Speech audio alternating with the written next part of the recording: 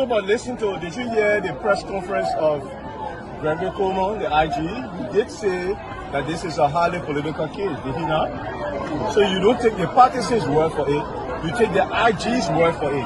We elect on 85 irresponsible men that want to happen to our country. We elect on 85 irresponsible men to govern this country, not to be very irresponsible. Please place your left hand on the Bible being held by your wife, and you will kindly raise your right hand, sir, and repeat after me. All standing, please. I, Joseph Newman Boyka Sr.,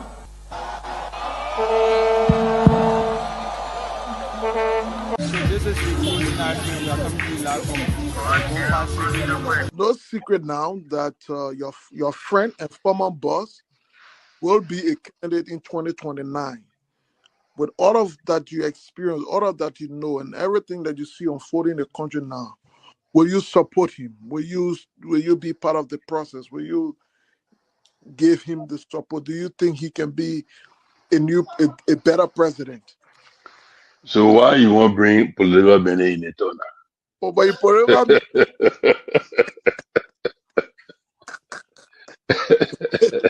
you're political man, before you go out, very active. I plead the fifth again. Okay. When 2029 come and pass, then you finally leave. Mission is completed. Now, what the rules of engagement? When the war ended, the guy said, the captain, the commander said, mission complete. There wounded out first. All men on board. So, this riot situation when it comes to country, because many times you notice that. If Charles Taylor is the problem, he will be out of here in the twinkle of an eye. And I say, let well-meaning Liberians come home. If we respect this constitution, a government formed in Accra is a violation of Article 1 of the Constitution. Let them come home. Let that government be formed in Monrovia. On the broadcast administration, we want to give the government of Liberia an ultimatum of 72 hours to provide a living ballot of the chairman of the Student Unification Party, or else there will be a catastrophic pneumonia in the Republic of Liberia. To arrest the chairman of the Student Unification Party, only because the government feel intimidated about the Vanguard Party advocacies.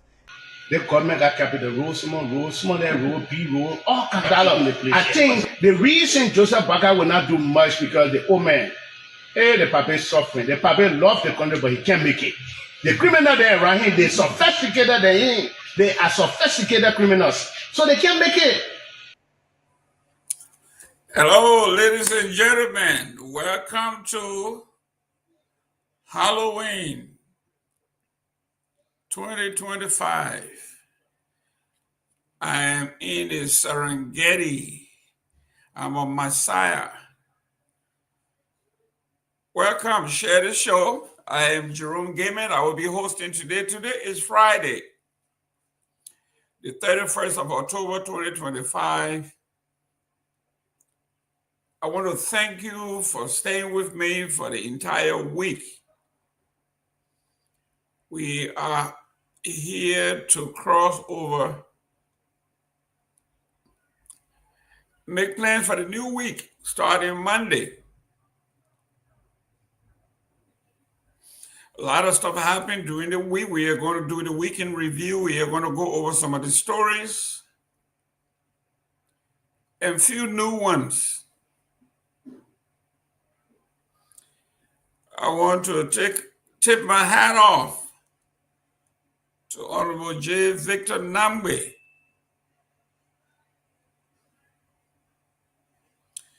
the new Secretary General for the USA and Canada.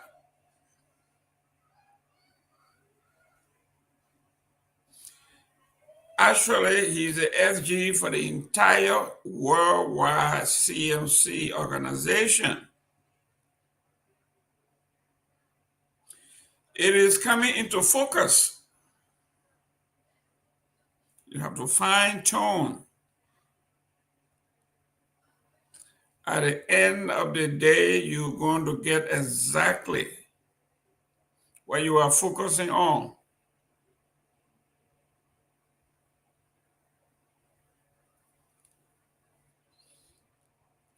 We have been following politics in Liberia. We've been following events. We got event makers. We got policy makers. We got great leaders. We have young people graduating, moving on. We're making ways for our replacements, the next generation in waiting. How do we educate them? How do we train them to take our places? It's just such a big shoes that it can't fill.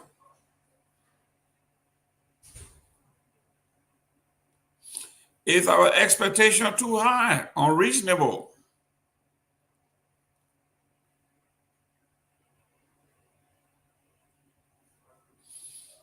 Are they becoming of age where leaders in Africa, some are in their 90s, 80s,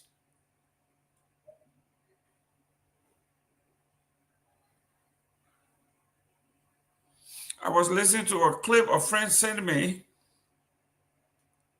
from India. The young lady said most of the leaders in Africa, some are so old that they are older than the atomic bomb. The atomic bomb. Some are even older than the space program. Older than the internet. Older than computers. But yet and still, they want us to believe that they are the future.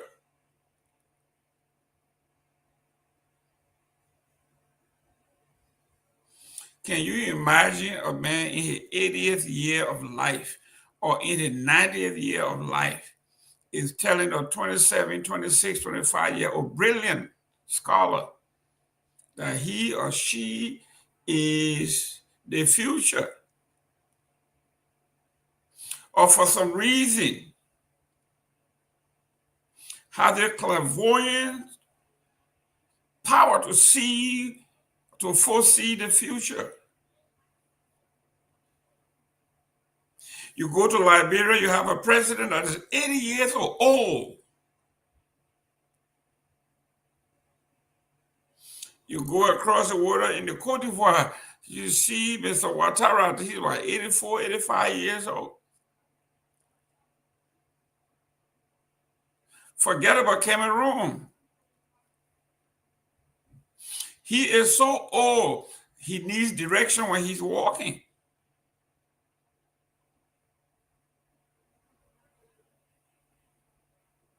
Then you go over to Uganda, see the deputy minister or vice president.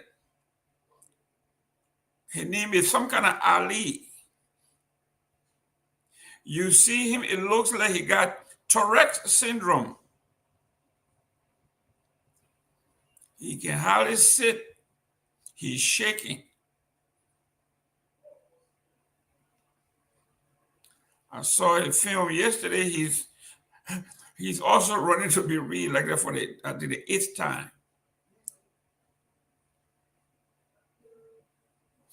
You go over to Nigeria, Tinubu.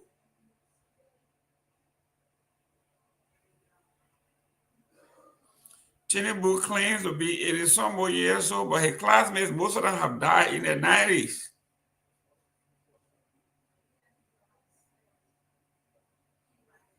How can you be younger than your younger brother?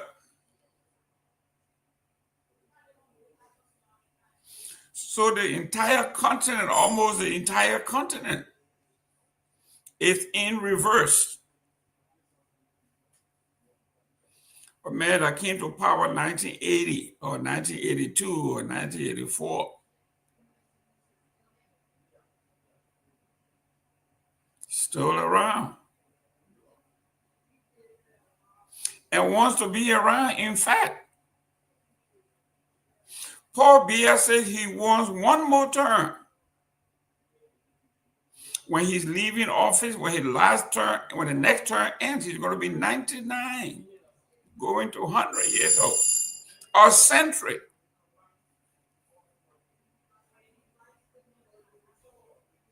Some of us that were preaching for women to come into power, we see what's happening in Tanzania.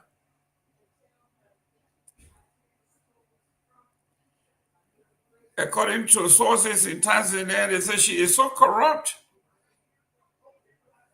that most of her opposition disappears at night, never to be found.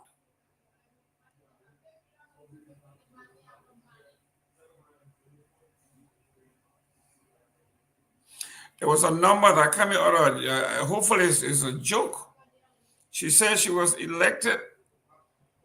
I think the vote was, she got 95% of the vote, something of that nature. Crazy number.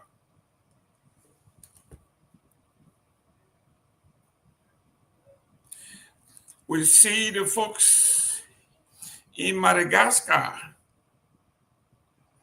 ran the leader of the town. And yesterday you could see people taking over the airport in Tanzania in Dar es Salaam. Not only to stop the flight, but they are looking for any government official that is trying to flee.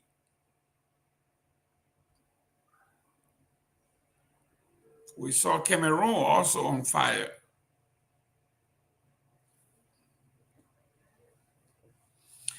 And I like an editorial that I saw today.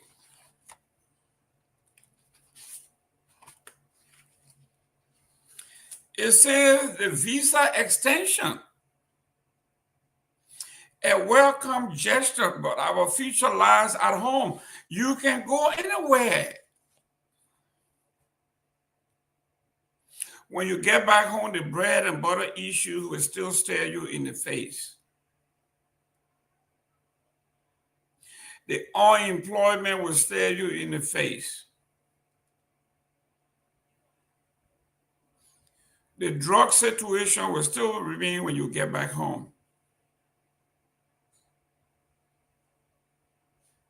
The scarcity of resources, money, will still stare you in the face.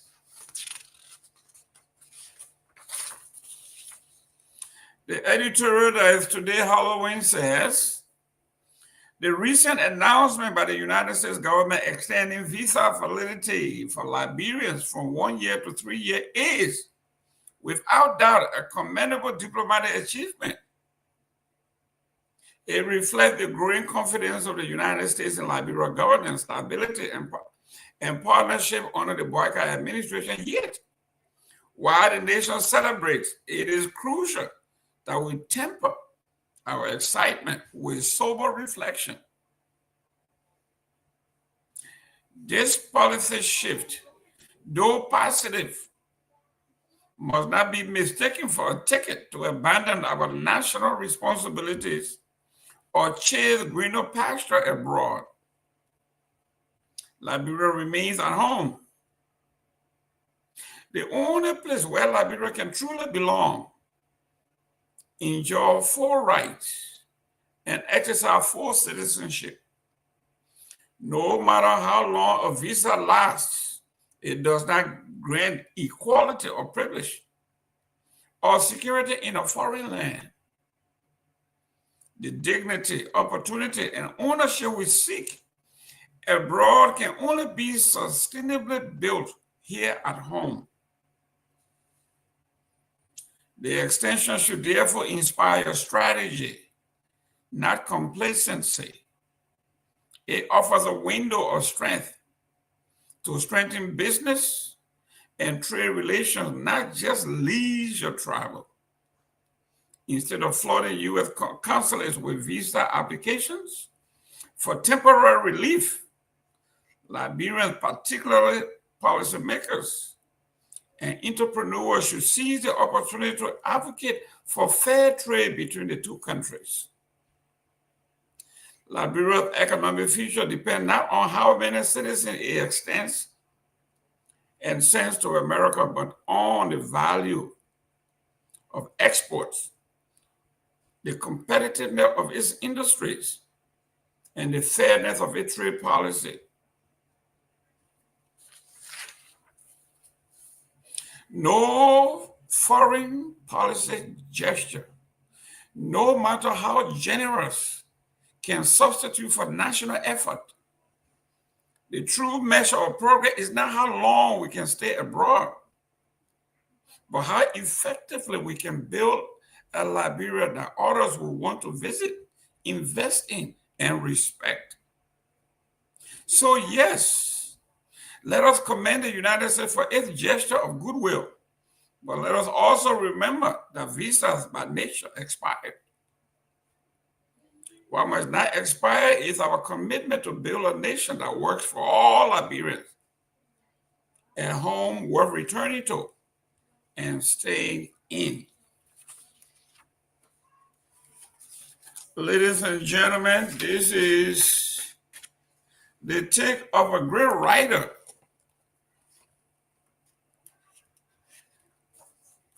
This is the editorial of the Liberia Investigator.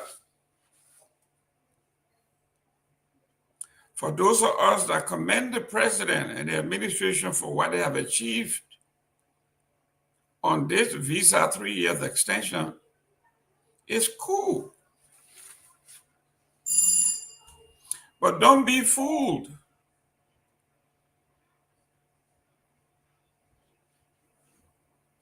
This has very little to do with the Irish Liberian, according to this paper.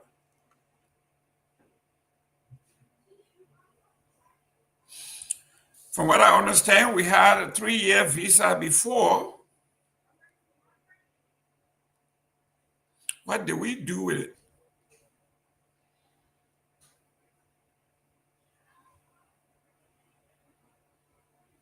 Basically, we are back to square one.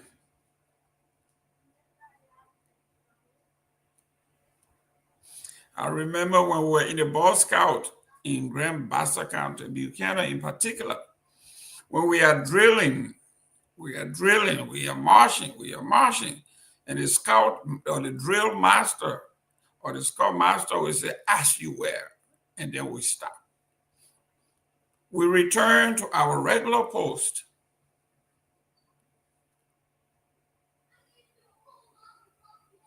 As you were.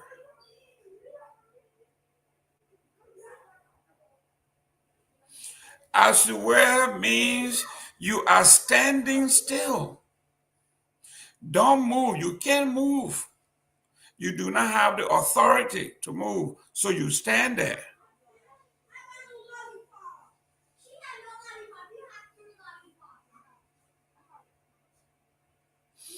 And the drill sergeant will go around and check everybody. The line is straight. Everybody doing the same thing. If he's satisfied, then he says, "Ready, go. Forward, march." But Liberia was once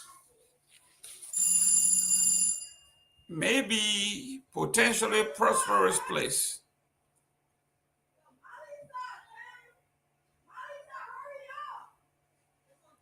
In the 70s, in the 80s, in the 60s, this visa thing takes us all the way back to the 70s and say, "As you were."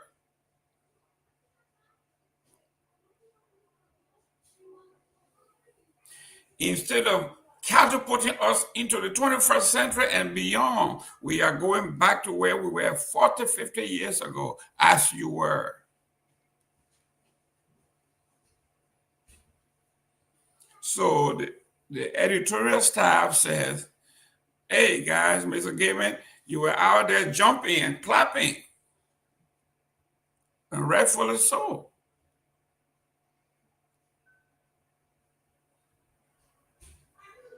But does that give us constant and reliable electricity for the entire nation? Do we have pipe-borne water for everybody in the Republic?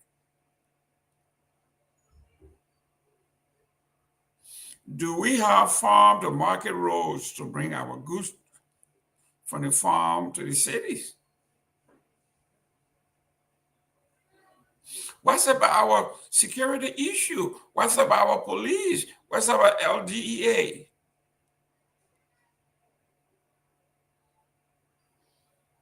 Let's talk about the judiciary.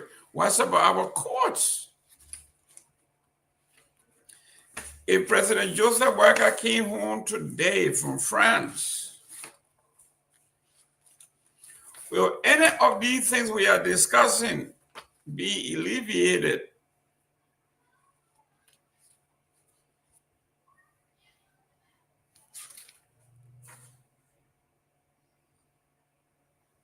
The U.S. State Department country report said pervasive, widespread abject poverty.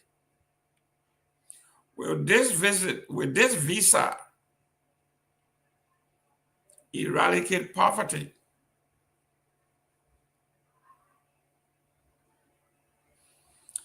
A weak judiciary, that's what they say. Will the visa thing help alleviate or strengthen our judicial system?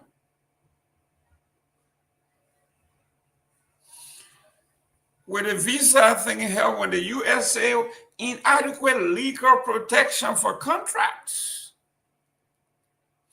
and widespread public sector corruption? Will the visa thing ease that?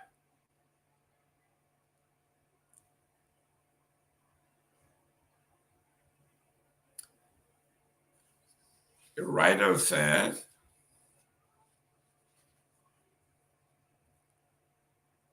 visa to somebody else's country, if it is an exit and a gateway to find greener pasture, then it's a complete failure.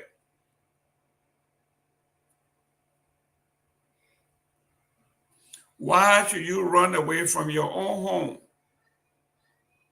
to go to the unknown? That's the editorial.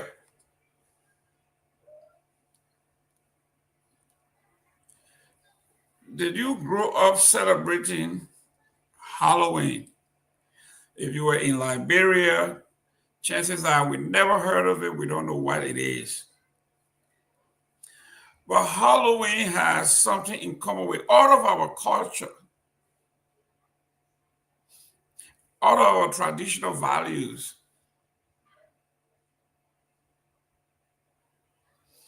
Every tradition in Liberia has a scary story that grandma or grandpa will tell their children at night. I know we have all heard about the boogeyman in Liberia, boogeyman spirits. These are all Halloween occult stories. We hear some people live under the water. We hear some people fly at night. We hear people sacrifice people. All of these things are all mystical. What the white guy did was, to all your stories, encapsulate them into one story and made a movie out of it and made billions.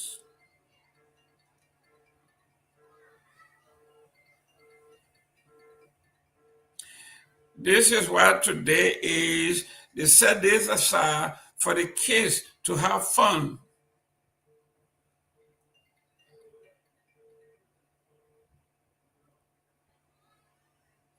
So the children go out, we dress up in different costumes. Some are witches. They ride, they got their brooms in their hand as though they're going to fly.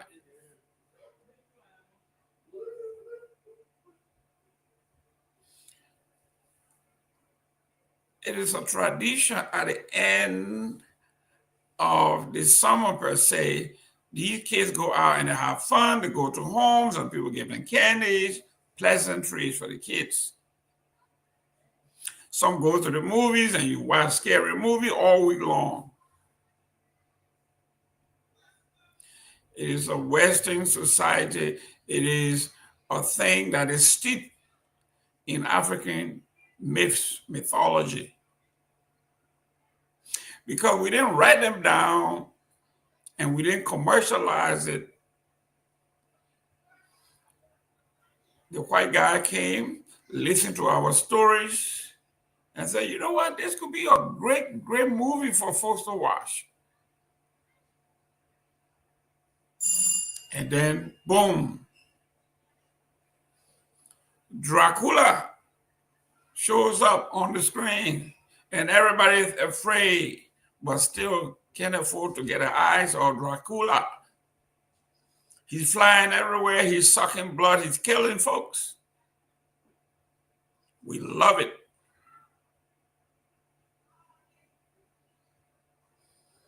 Then in the United States, they created Dr. Frankenstein.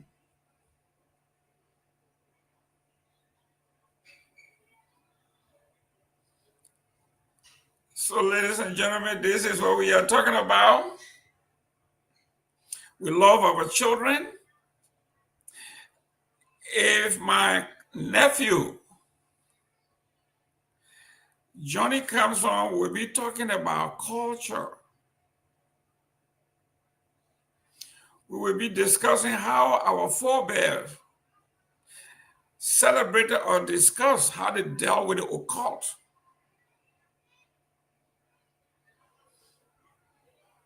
How we did these things in the interior. But if you were from upriver, you still have your own. Every culture has something about the occult.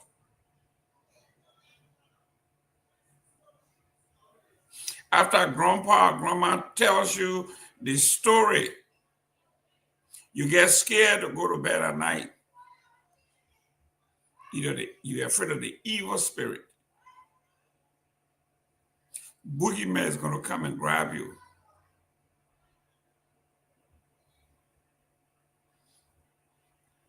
That permeates all culture, no matter what. Then we're going to look at how the culture of the occult and religion, how we deal with these things. In the church and in the mosque and in Judaism, how they deal with the occult.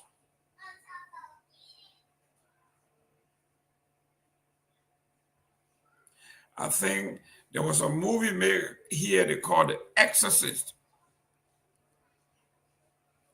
where the Catholic priest, a little girl is possessed, and they call the priest to bring the holy water and the cross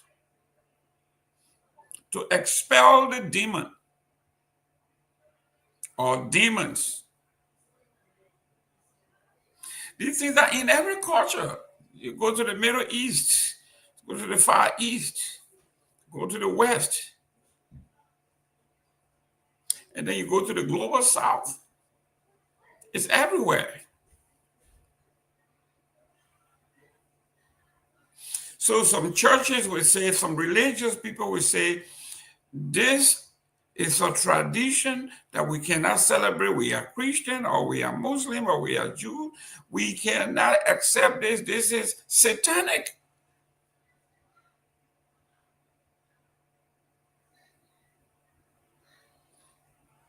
They may call you a pagan. You are a pagan worshiper. But then when you look at the history of these things, Most of it came from the churches, from the mosques, from religion. We will discuss chaos in the House of Representatives in the Republic of Liberia.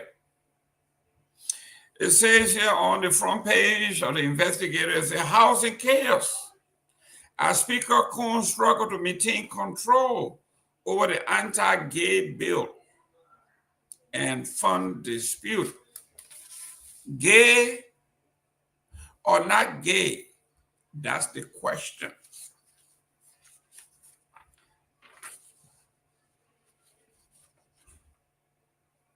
The House of Representatives descended into chaos Thursday after heated clashes over a controversial anti-homosexuality bill and stalled district development funds, forcing Speaker Richard Coon to abruptly adjourn this section amid shouting matches and complete disorder. The pandemonium started when River G County District Number 3 Representative Johnson Williams petitioned the plenary to discharge from committee a bill seeking to criminalize homosexuality and amend Chapter 14, Subchapter D of the new Penal Code. Speaker Coon, however, deferred the communication, a move that drew an angry backlash from several lawmakers who accused him of blocking debate on what they call a national moral issue. The House is a place for open debate, not suppression. Maryland County District Number 2, Representative Anthony Williams shouted across the floor as tension rose and lawmakers crowded around the Speaker's chair. Despite repeated banging of the gavel, Coon struggled to restore order. He eventually ordered Mr. Williams out of the chamber for what he called disruptive behavior. Williams blasted the Speaker's handlings of the debate. He who clean equity must come with clean hands, Williams added. He recalled that President Walker had recently sent a bill to ban harmful traditional practices.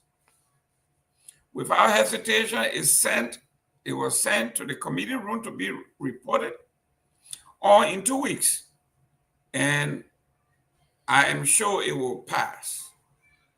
What about homosexuality?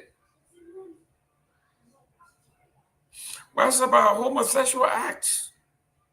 He asked. We want to discuss it to the world so the world can know we don't accept homosexuality or homosexual activities in Liberia, he said, in our culture. The proposed legislation titled the Anti-Homosexuality Law of Liberia 2024 seeks to amend existing statutes that already criminalizes same-sex activities under the Penal Code of 1976. Under the current law, voluntary sodomy and deviant sexual intercourse carry a maximum penalty of 1 year imprisonment, according to the Human Dignity Trust. But the new bill would drastically expand penalties, introducing sentences up to 10 years for homosexuality and life imprisonment for aggravated homosexuality. It also proposes criminalizing advocacy, use of premises for homosexual acts, and even imposes sentences of up to 3 to 6 years for minors between the ages of 10 and 18. Human rights organizations, including the Journal Rage and Human Dignity Trust, have warned that the proposal deepens Liberia's already hostile legal climate for LGBTQ plus people. They note that the bill mirrors Uganda's controversial Anti-Homosexuality Act, which drew international condemnation earlier this year. Advocacy groups fear the measure could expose Liberians to persecution, social violence, and international sanction if enacted into law. The House's decision to defer the petition rather than opening it up for plenary debate, touch a nerve in his legislature already on fire for perceived unresponsiveness and lack of transparency on pressing government issues. The uproar did not begin with the anti-gay bill, though. Earlier in the session, Montserrat County District 9 Representative Frank Sarfoko demanded clarity on the disbursement of district development funds managed by the Liberian Agency for Community Empowerment, LACE. Mr. Speaker, our people are asking for their money. We want the people's money, he declared, drawing applause from across the aisle. To expulsion and rising tempers, the session devolved into shouting matches and procedural confusion. Legislative staffers speaking to Liberian investigator on conditional anonymity said the chamber's dysfunction run deeper. Frequent electricity outages, poor sound system, and the undisciplined conduct, they said, have turned regular sittings into scenes of disorder. Every session ends in confusion. One staffer remarked, either the lights go off, no light. For those who were here saying that Liberia has electricity, here we are, a report from the House. Either we have no light goes off, or the lawmakers are yelling across the floor. It's embarrassing and show poor leadership. Another aide added that selective handling of issues breeds frustration among members. The speaker needs to be firm, fair, and not proactive. Not reactive instead of being proactive. Rachel Coon's election as Speaker in May 2025 was meant to signal a new era of unity. He won 43 votes to 26 in a decisive contest that ended months of leadership dispute following the resignation of former Speaker J. Fonati Kofa. Yet, the aftershock of the political fight still reverberates.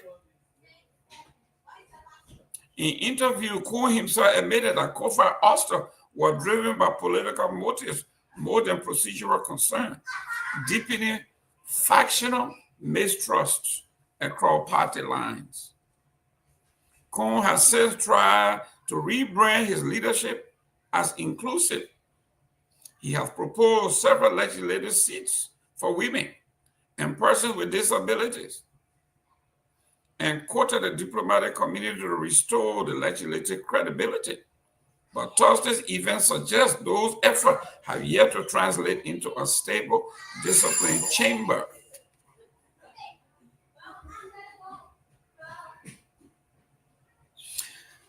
The new speaker, if you want to call him that, have turned the regular sittings into scenes of disorder. Every session ends in confusion. Either the lights go off or lawmakers are yelling across the floor. In some cases, shouting insults at each other. This is the future you want to bequeath to the next generation.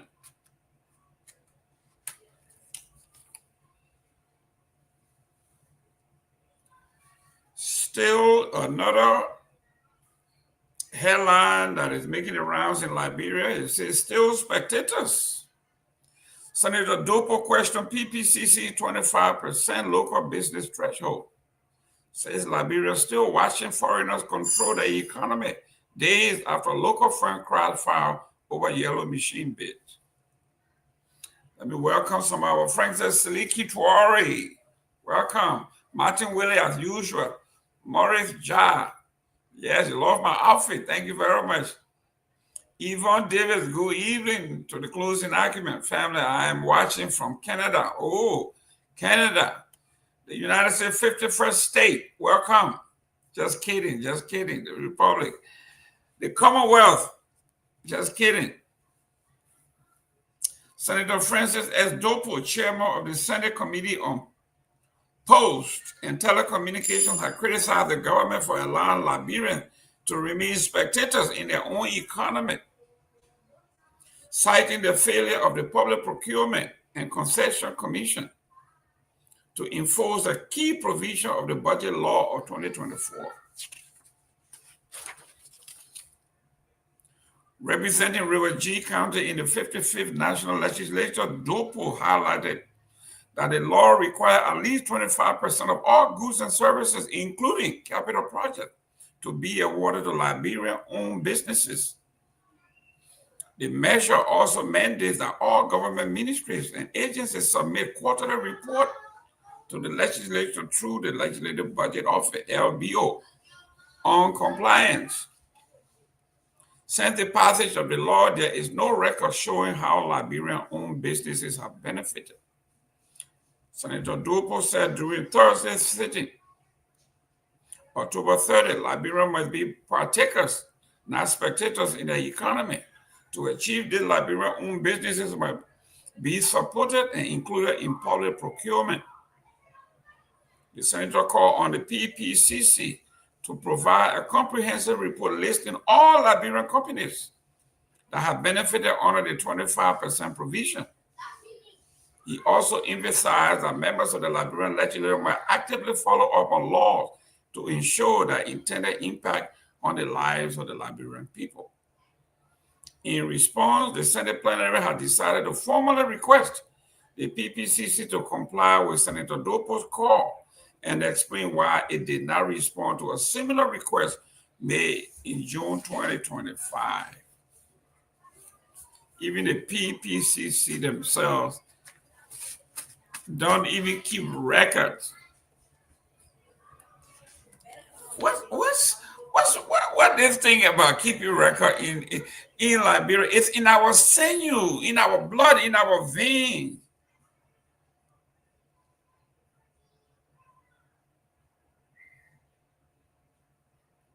In our veins, it's in our blood.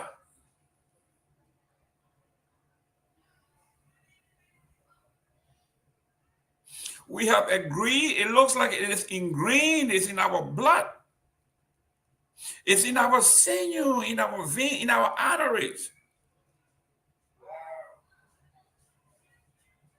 The GSC came out and made a startling report on the finance ministry, on LEC, on NASCAR.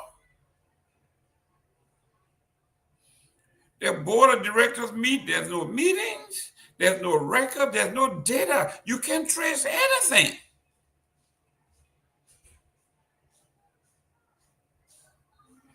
And today we have Mr. Senator Dopoh is taking the PPCC to task to give us a listing of all Liberian businesses that have benefited under this law. And there's nothing comprehensive. They can't find it. So he is saying Liberia is right where it was. We are spectators in our own economy. We're just standing by. They're giving all the contract, everything to the foreign companies.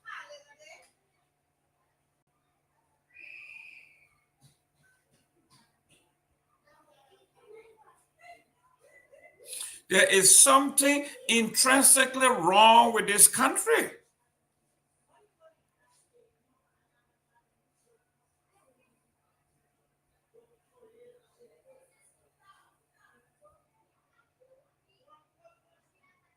No wonder you go to these the Liberian county organization, Liberian non-profit organization in these United States, and they are a microcosm of what's going on in the country. It's in our DNA.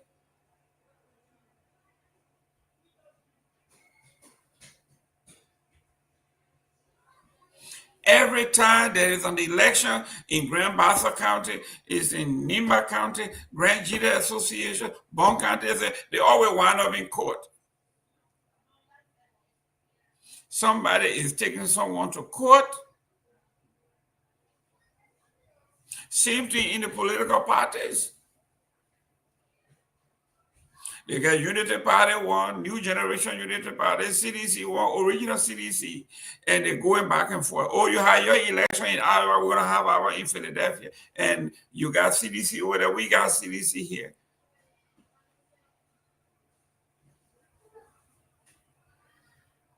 It goes to our churches and our mosques and our fraternities.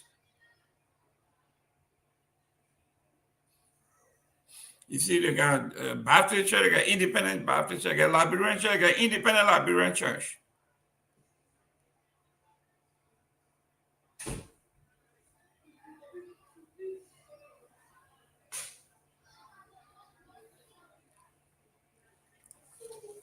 So who and how are we going to solve our problem? The American man, the white man says when the foundation is crooked, the elevation will be crooked, my friend.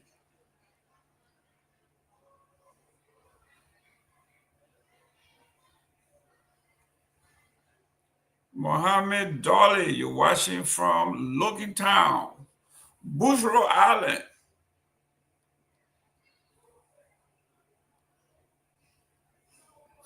The State Department country report said, despite all of Liberia's problems, you can still make money if the government was fair to you. In the agro-processing and food production business, if you are a Liberian and your Liberian government gave you the chance, chances are you could make some money. But what chance do you stand to be treated fairly because you don't have money to bribe? This right here is written in black and white.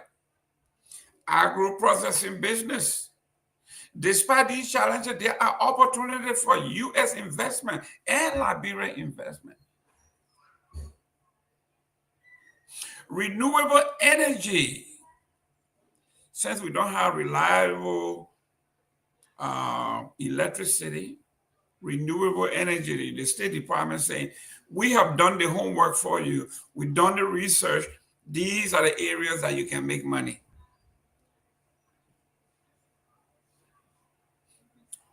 ICT, information and communication technology, you can make a lot of money. Lone Star is making a lot of money. How do you call that? Orange is making a lot of money.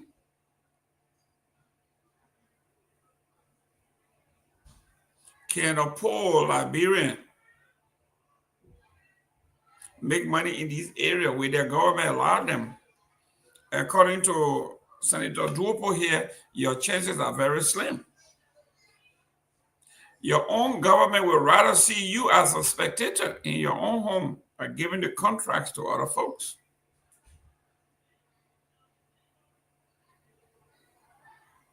You can also make money in the financial services and financial technology. But if you really want to make it big, according to the State Department, manufacturing and waste management.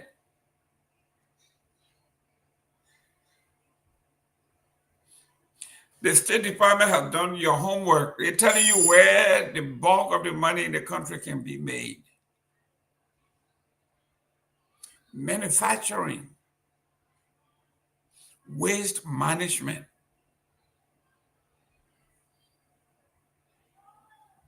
Well, a few months ago, we were discussing the same thing about waste management. When the government preferred zone lion over Liberians and over other honest people. I wonder whatever happened to zone lion. We have not heard anything about that. Waste management, they say. Waste management. Yes.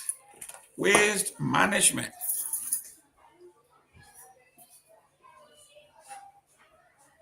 As a market entry strategy, U.S. companies interested in doing business in Liberia usually hire an agent, a distributor, or a legal attorney to facilitate market entry, foster local partnership, and ensure compliance with legal and regulatory requirements.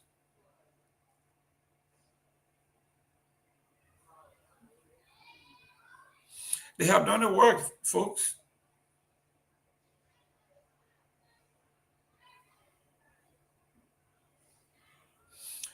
Diplomatically, they're telling you your city is so damn dirty.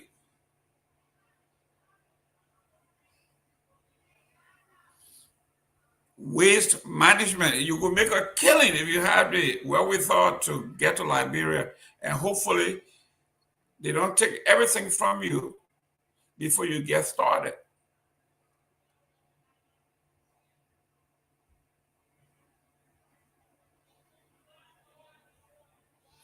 Waste management. You and I and everybody here will agree that waste management, picking up dirt from the streets and disposing of them properly and legally, not just bury the dirt, dig a hole and put the dirt in there. That's not how you process waste. You take your glass bottle and your plastic and you go and bury them. That's what the white people are telling you here. You want to become a millionaire, go out there and start doing waste management. The government allows you to.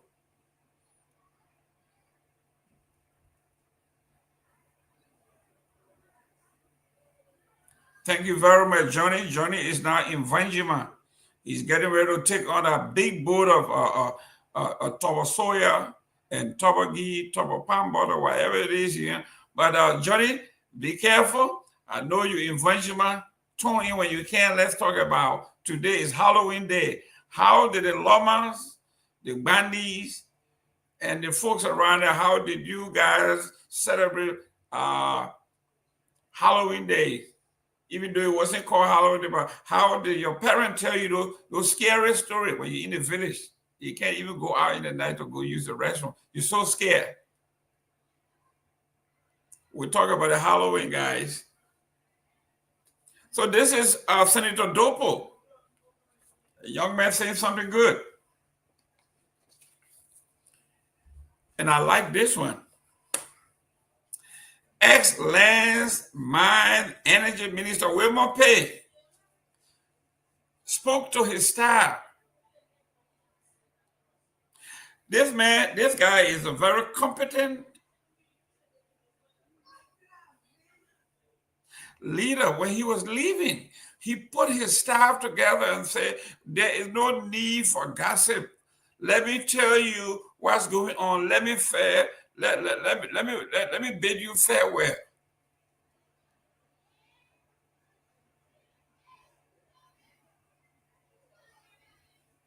After all his staff came together, he told them that government job is like a borrowed coat.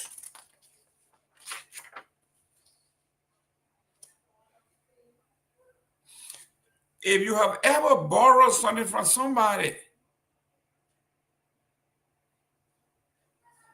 if you ever borrowed a shirt or a lapa or blouse or pants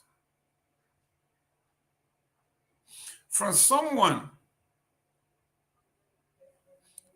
sometimes if you wear that suit and it looks real nice on you and you and the owner are at the party and everybody is praising you, the owner of that coat can take my man, give me my shirt. Give me my shirt or give me my coat. So he warning everybody. He said, government is like a coat. Like a coat suit, like just a jacket. He said, I am admonishing you, I am warning you that shirt you're wearing, that someone borrowed you, your best bet is to always wear an honor shirt, just in case he or she wants to take back your shirt. So you don't walk around Monrovia or Bassa naked because somebody took the shirt that they lended you.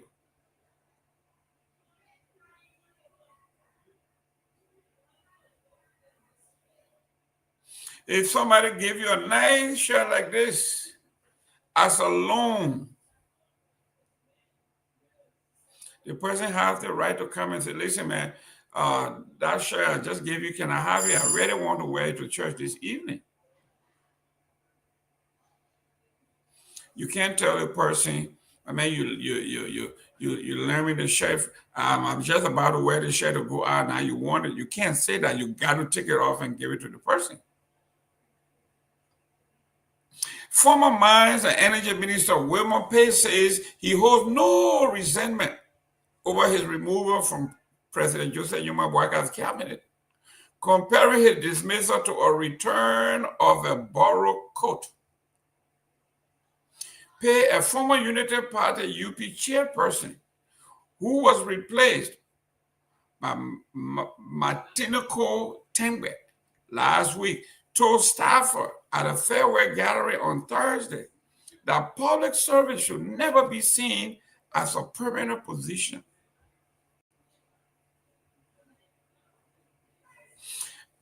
And the court analysis says that too, that whatever you are wearing, never see it as a permanent possession as well. It doesn't belong to you. The coat someone lends you to wear does not belong to you. So there is no fixed time to ask for it back, he said, drawing laughter across the crowd.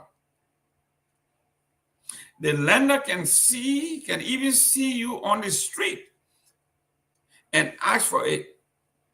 That's why if you are wearing a borrowed coat, you should wear a t-shirt underneath it at all times. His comment appeared to downplay speculation that he was blindsided or angered by his removal. Pay's analogy, however, also served as a subtle reminder for the precarious balance between political trust and public service in the Republic of Liberia and in our governance culture. He pledged to brief his successor on ongoing policy initiatives and the 2025 projects. The work of development does not start with individuals, Pay added.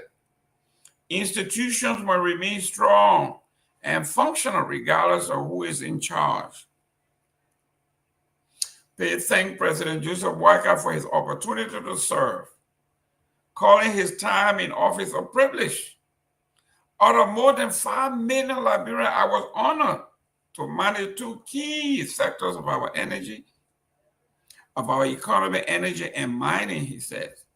He also expressed gratitude to the ministry staff, local communities, and technical partners, including the University of Liberia and license holders, for their collaboration. Our country is too richly endowed by God with resources to remain poor and dependent, he said.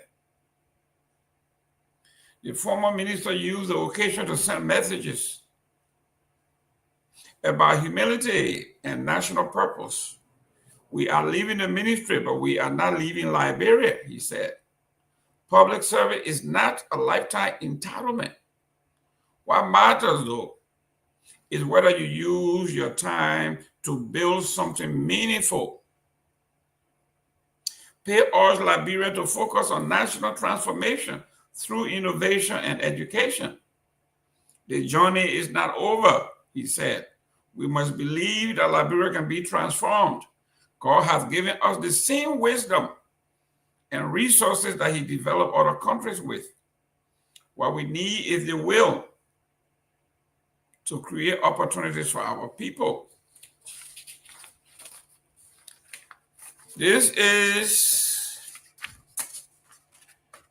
a gentleman that is way ahead of his time. Guys, today is Halloween. Woo-hoo-hoo. I got this. Someone gave me this. One of my employees went to the Fijis to the Fiji Island brothers. Don't they look like a gola, a bandi, loma, bassa mask? See, no matter how big the world is, we are all interconnected. Yes. Brought this from the Fiji. And someone brought this from Kenya. I'm a Maasai today. Even though I can't jump high, but I can be Maasai for the day. Beautiful. Halloween is interpreted in our tradition as ghost event. That's correct, Johnny. Yes. The white man just came and got all of our stuff and making money out of it. I remember when I was little in Grand Bassa County in the village, when the old folks came from the farm and they had enough palm wine. They start talking about boogeyman, how people can fly, they eat baby, somebody can eat the children and all that. And you be scared, you can't even sleep at night. The people from the settler communities upriver, you know, they are Western, so they knew all of these things, and they would come and read these stories and all of that, and they scare kids. I know you have heard the Bassa legend. We are Niji. We live under the water. Yeah, we out there. We're doing our thing under the water, deep sea.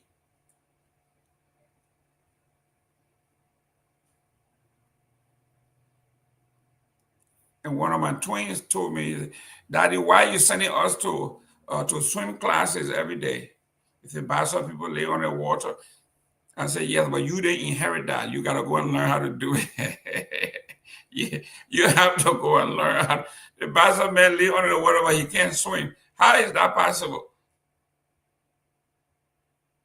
This is why I did 1 or 2 courses in cultural anthropology. And when you look at this, as a sociologist, we did it because it was required. Not only that, but it was very interesting to see how other people live, how we live, and why we live, how we preserve our culture, how we deliver this myth, how we preserve the myth, and how did they transfer from the earth to the church, to the mosque, to the synagogue, and then when they sanitize, they come back now as a movie.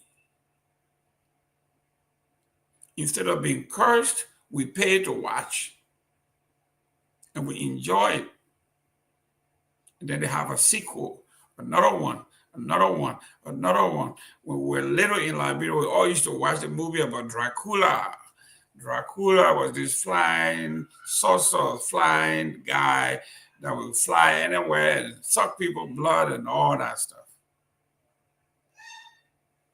If you went to Lofa County, you will find similar story. You go to Grand Bassa County, you will find similar stories about people flying at night and all of that. Don't you see any movies? Yes. You will see a woman on the broom. They say the woman is a witch. She's flying with her broom. Those are all stories that are steeped in culture. You think when the Peace Corps comes to Liberia or go to Africa, you think that when they come to teach, they also come to learn.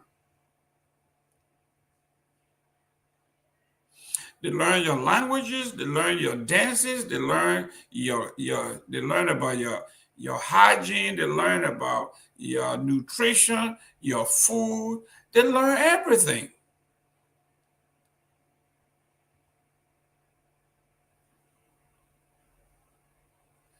And they come and improve on what you take for granted.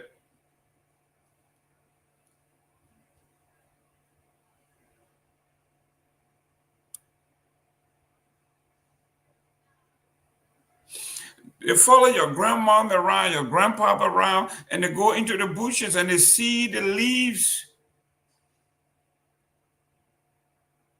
that the healers are using.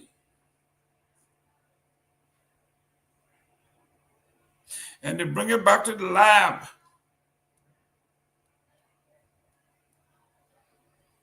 Oh, Johnny.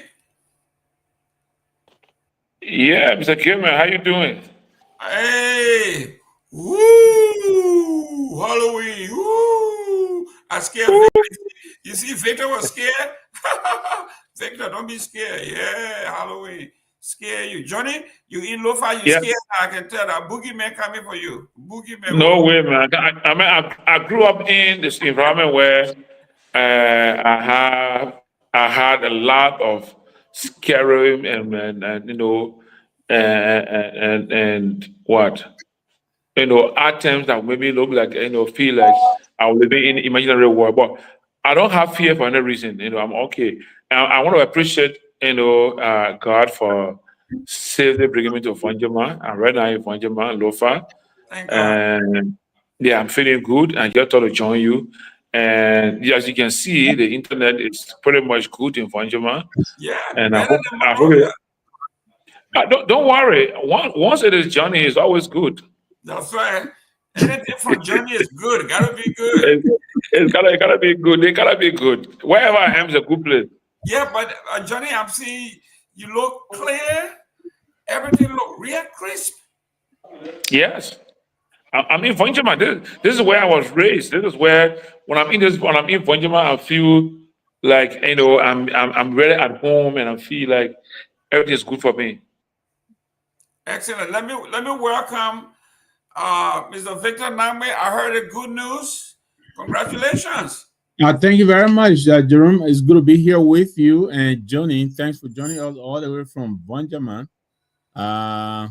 Thanks also to our audience who are hanging in with us. Thanks for joining us. It's good to be here with you. And thanks for the congratulations, Jerome. We're trying to, contribute our quota to helping move our country forward. And so we appreciate we appreciate the confidence that is being reposed in us.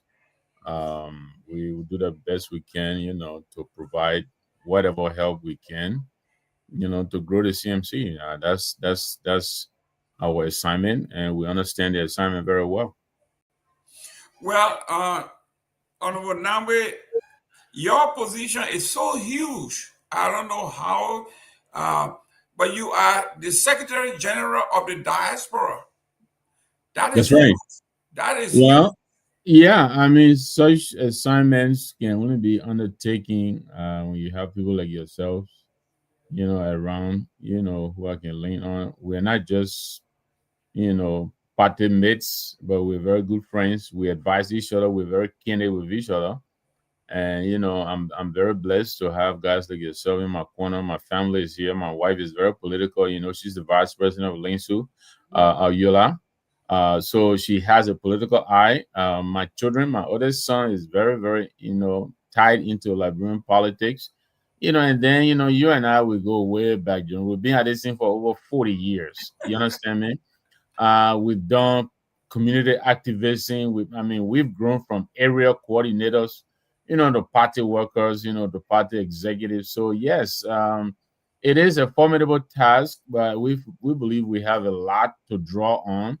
That will help us. And then we have a very good team of people in the CMC, some of whom, we've been working with them over the past several months now. I mean, you're the VP for administration for the USA, Canada, and so you've been on a high table. We have been in the room as well where the decisions are made. So yeah, it's just a one, a move up, but we're not necessarily in unfamiliar territory. Dr. Richardson, who has been the global chair, how she works. She is a team player. So we have been very, very, hands-on with her. So yeah, we will just be, taking a new title. But yeah, we pretty much have been on the table as well. So we understand the assignment, and we'll do the best we can. Your sister Jan Mabara said You were celebrating the new title, so you came to school late.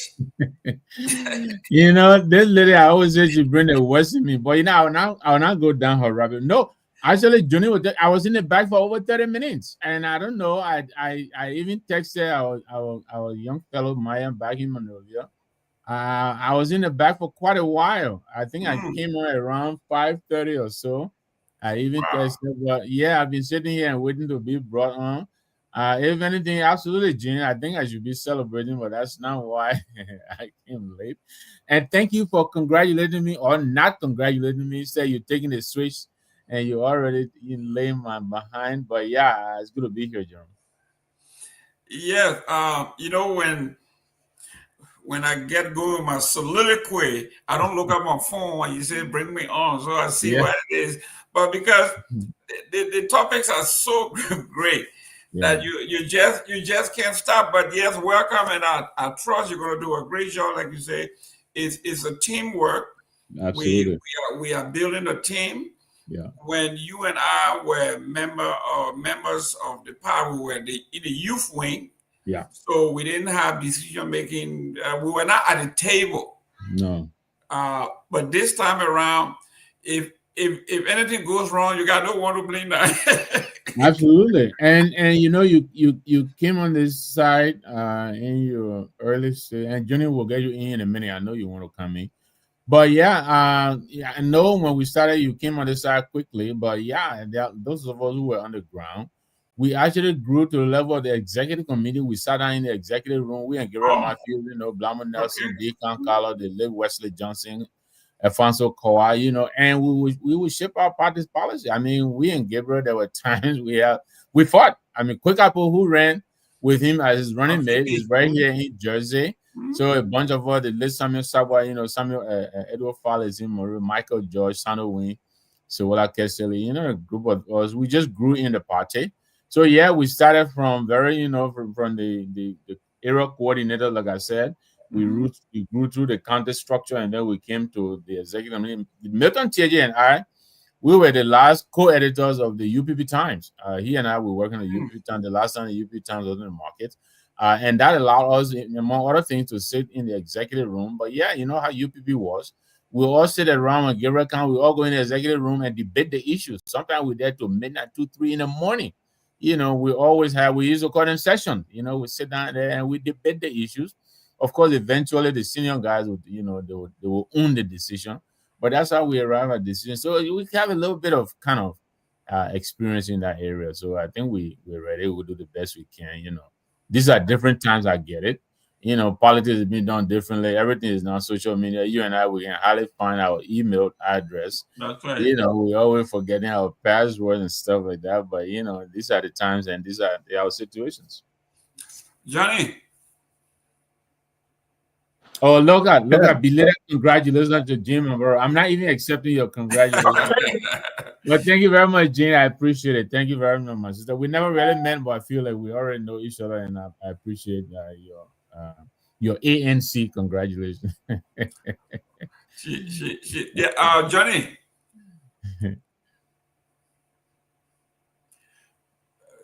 Johnny, you got. I think there's a delay from here to Vanjama. Yeah, somebody's scaring you, Johnny. No, I'm a prominent son in this place, and my arrival is bringing people around to see me, to speak to me, and I cannot just disrespect them by staying away. So I'm sorry that you have some, interruption while we are on the show, because just as I've arrived, all my uncles and brothers that I grew up with in Dopoh and they want to see me for jailbreak. So it's not easy on me. I can't reject them. But anyway, I mean, Mr. Gayman, I want to also appreciate you for all that you do to come on the show on time and to keep our people informed. Like I always say, this platform is serving as a teaching platform. It's helping to have Liberians or helping to inform Liberians about the happenings and helping them to be analytical. That's one thing I observed that is not happening in our space in Liberia. is that most people are not analytical in their discussions. They just see it as, like a face value and run with it. If I tell you this is green, check a break. Stop. Why is Johnny saying this is green? Is he trying to convince me because he want me to believe that it is green, or is it really green? If people begin to think that way in this country, in Liberia, we begin to elevate our political discussion, elevate our social issues, and we begin to find tangible and substantive and substantial solution to the problems we have. But we just keep things like, because Gayman is on radio all the time or on the closing argument, and he says it, I mean, that's true. No. If Gayman says something, take your time, look through. Who is Gayman? Why is he saying this? Can I fact check or can I do some investigative research, to find out what he's saying is true? And that's why I'm saying the closing argument does that. We don't get put things out to the public because of our individual opinion. We say things based on our professional background. I come from a background of social science, earning a graduate degree in development planning that we have at the university called regional science, and then any other certificates in the area of conflict resolution and other things. When I say something is based on those information, the knowledge I've acquired, and I will make reference similarly to Mr. Nagbe and also to you, Mr. Gayman. So let me just say that Liberians and those viewing this program should not take our statements to be for like facts. Fact check it, you confirm it, and you soon realize that what we say here is factual, and you begin to see yourself as a regular listener and viewer of the closing argument. Looking at the Halloween period, this is my second time. I've been to the U.S. 2 times, and I've always been around the U.S. during the period. When I'm driving around, I see skeletons, I see all kind of, scary objects around, in communities and places. So I said, oh, but what is it about? I remember once I was riding with a colleague from Atlanta. We're driving through Atlanta City and a lot of places, and I see in front of people's houses, people's homes, skeleton structures, and all kinds of scary things. I said, well, what's going on? She said, oh, this is Halloween and this and this. So I said, okay. But I also know that from my home, in fact, I asked the lady, I said, what does Halloween mean? She said, it's just about, those, how you call this, make-believe stories, or, something had to do with spirituality in terms of, scary, what things that make you scared, things that make you feel that, there are some spirits that are above your understanding, and they can do things to you because of your limitation.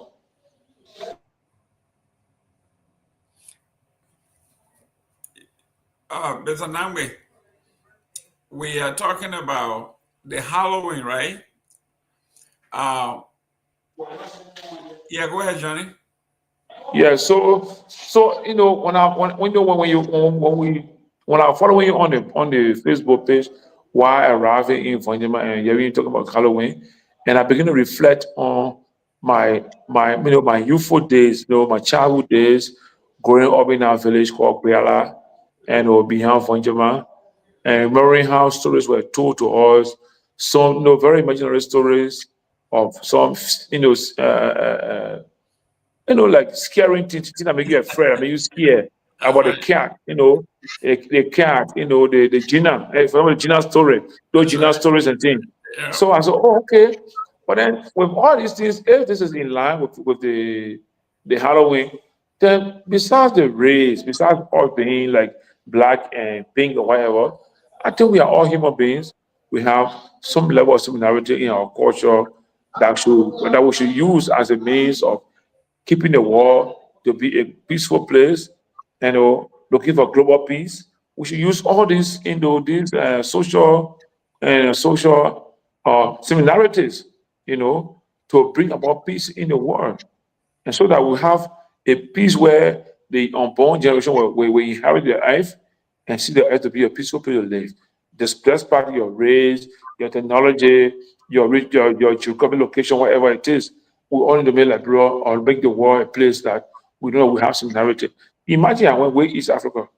I saw things that resemble things that we do in Liberia, And I guess if I go into Southern Africa, I will see things I know that we do in Liberia. Because I remember my time in Zambia. I spent a week there, and I went to a rural part of Zambia, and I was like in one village looking at people. This looks like no fun to me.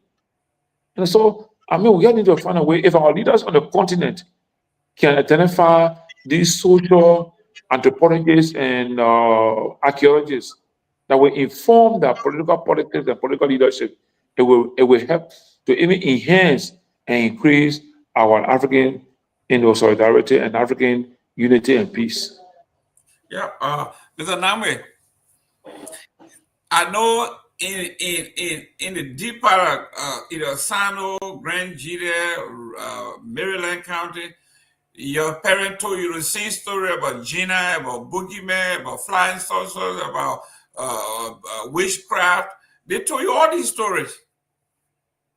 Yeah, we got witchcraft where I come from. Nobody ever seen them, nobody ever seen. That's right.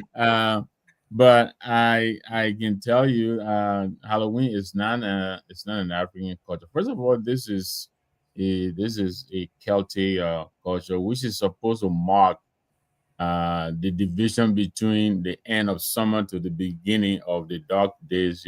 For instance, this weekend the clock is moving back tomorrow.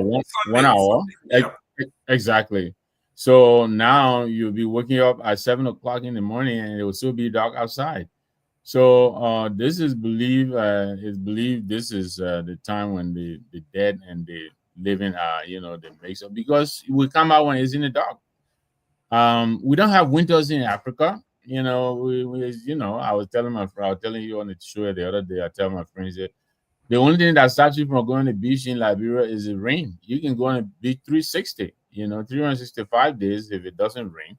So yeah, Halloween is not a concept that is very much known back home. But notwithstanding, we are aware of the underworld, dark spirit and witchcraft and all of that. So yeah, when you come here, your parents warn you to be careful, where to go and where not to go.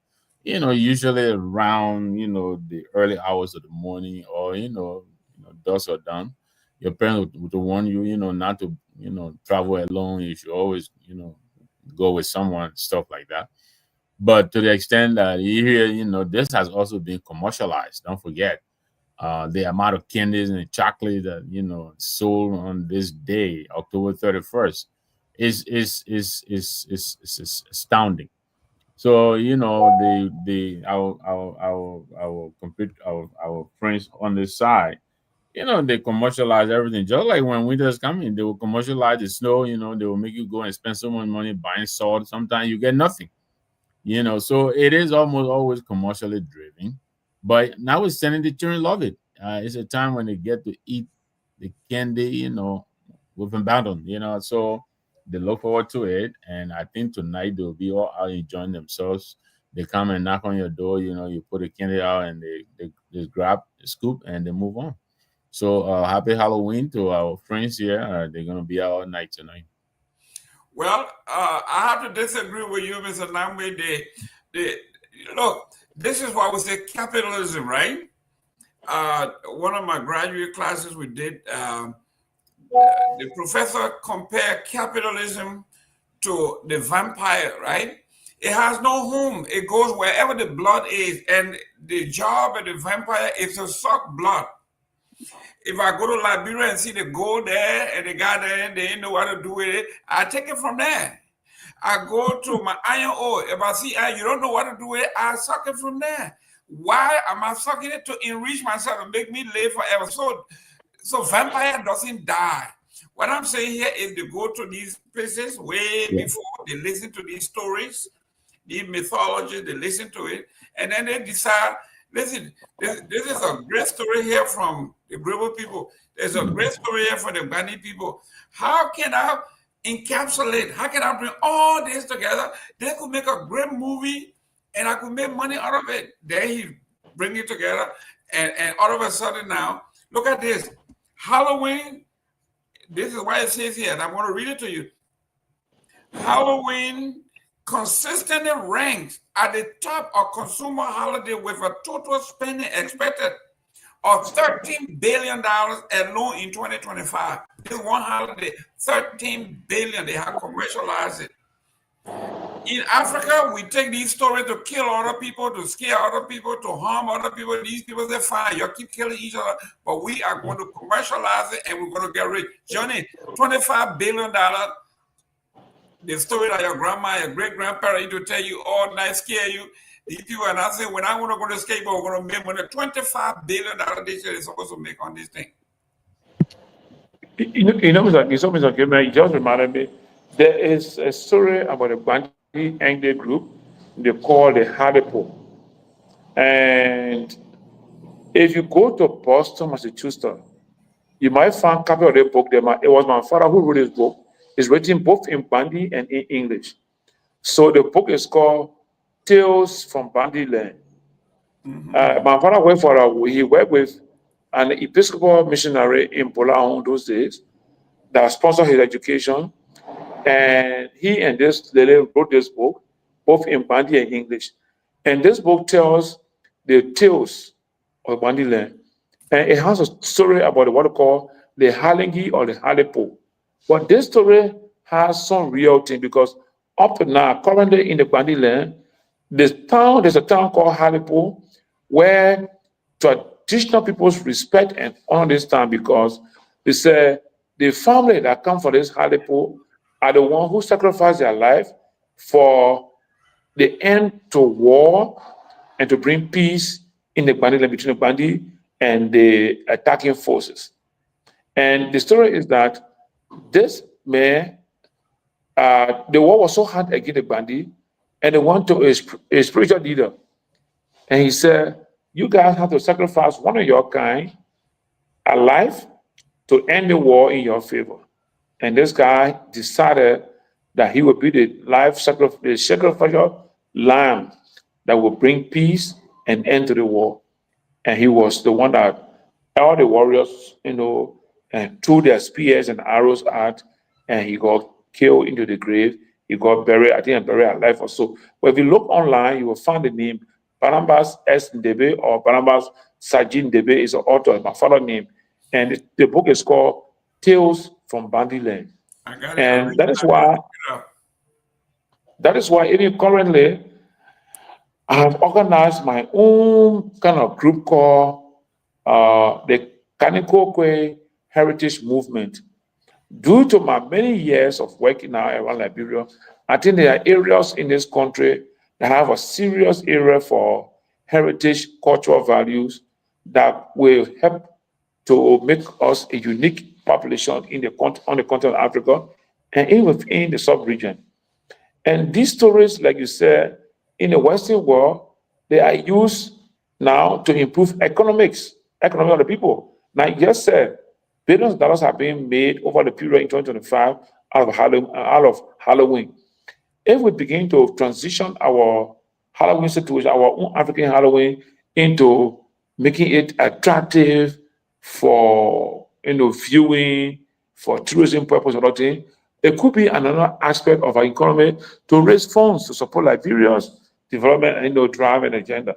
But all the things depends on a governance system that will provide opportunity for Liberian intellectuals from different backgrounds, different spheres of learning to play a role into the system of governance and play a role in our economy. It will help us. Look, today I was driving, coming tomorrow to Lofa. I saw different things today in my mind because when I went to the US and I went to Atlanta, my colleague asked me to go for a walk into a park somewhere. And the park was like climbing a hill in the forest or in the woods where you see animals standing by. And then I saw a chain of hills, approaching also. I said, well, this place could be a place where we could, identify as a tourist ground where we'll build tracks where people can do hiking. I mean, like the whole Lofa is part of the Guinea Highlands, a lot of hills and mountains. We could build tracks into those places where people would travel from foreign country to come, live in Zozo, and travel into the forest there and experience traveling into the forest. I mean, the forest of the US is different from the forest of Liberia. And the vegetation is different. And it will be a different environment we have. So we have a lot that we can make money out of, we can improve our economy. It's not just our extractive industry to dig diamond, gold, and so on, but even our natural features, the hills, the mountains, the valleys, different features that God gave us. We can turn it into economic asset that can improve our economy and give us money, even improve those regions, those communities. Look, I went to a place in is it Rogi or Sanlo? Between Rogi and Sanlo, between Rogi and Sanlo, around the Kawekan and Kehleboe Gongloe area there. I saw some features in that forest, in that area. I felt like, do we have people in this country that know how to identify these places that will give us, that will showcase what we have naturally, that will improve our economy, that will even help to improve those communities to give them better opportunities for learning and living conditions to be improved. So I just think that we have a lot, even though we're in Halloween in the US, but comparing the US, Halloween, and Liberia or Africa, we need to sit down now as anthropologists, as sociologists, as historians to identify those things that we have, that we know in our various cultural practices that can give us economic value. Economic value will help us move forward. Yes. Let's talk two things real quick here. I know time is fast spent. You guys got to spend some time, and I want to thank the present administration and the past administration for making it possible for you to leave Monrovia and get to Vanjima the same day. It didn't happen overnight, but it's a good thing that you can leave Monrovia and get to Vanjima today without spending 2 days on the road. That's good news for our country, that you can leave Monrovia and go to Vanjima the same day. That's good. Tell a little bit about your experience on the road. Yes, thank you. So the road from Monrovia to Lofa, you have a paved road from Monrovia to Banga, and you have a paved road from Banga to Golu, which is in Lofa now, Salaya district. And then from Golu now up to the rest of the Lofa is not paved, it's dirt road. And from what I experienced driving on the road, if we don't have a constant care of taking care of the road and repairing the road on a regular basis annually, for example, right now, what I see now along the road, those parts are where we have, small mud condition where we pass through. If those areas are not maintained, are not taken care of, before the next race season starts, they may get worse. Because that is why the roads in Liberia need to be maintained throughout the year. Right now, if you did good work in 2024 and 2025, and you don't go back in 2026, all that you did in 2024, 2025 will be a waste. Because at that road, it's raining, vehicles are plying the road, and there's friction occurring between the vehicles and the surface of the earth that causing friction, and the dirt is turning. So we need to do a constant road maintenance until we can make the road to be paved. Other than that, we have challenges. Like almost in Vanjima, we had a place where a smaller vehicle got stuck in front of us. They couldn't pass through a bad place. We had to bypass them, then we got out and we hooked on them and pulled them out of the place where they were stuck. And that particular spot, if that spot is not repaired, and we get to the next race season, it will get worse. And that's how the roads got worse during the past regime. They were good in the first 2 years or 3 years. Then when we got into the last 3 years to election, they didn't pay attention to the roads and it got worse. And I tell you, I traveled many times into the southeast, Lofa and Kema, southeast, the western region, northern region. Those areas were good in the initial part of the year of the President Weah regime. But because he didn't pay attention after 2 years or 3 years, and those places that were already having small ditches, and those ditches got opened up and got worse. And then by 2023, it was a complete mess, traveling across the country. So right now, in 24 and 25, the government has done well to repair those places that were spoiled. But they have to continue. If they do not continue up to next year, if next year they don't do the same thing, those parts that I saw that have small ditches and look like they were spoiled during the period, they will get worse, and we'll go back to the same thing we're in. So until we can decide as a country to raise the resources, the revenue we need to turn all our major roads in the country to be paved to quarter or concrete, we will always have challenges with our roads during the rain and after the rain. Excellent. Honorable Number, we got three main issues here trending today on the Republic. Well, ladies and gentlemen, I know you are following us. If you have anything in your tradition, in your culture that is bizarre, that your people told you, the story they told you, let us know. Like Mabora is saying, when the house is dark, you don't knock the door. Okay, there are a lot of other stuff that the people say in the interior that the people tell you culturally that scares you, like when you when you walk in certain area, you don't look behind, or we got all kinds of myths, right?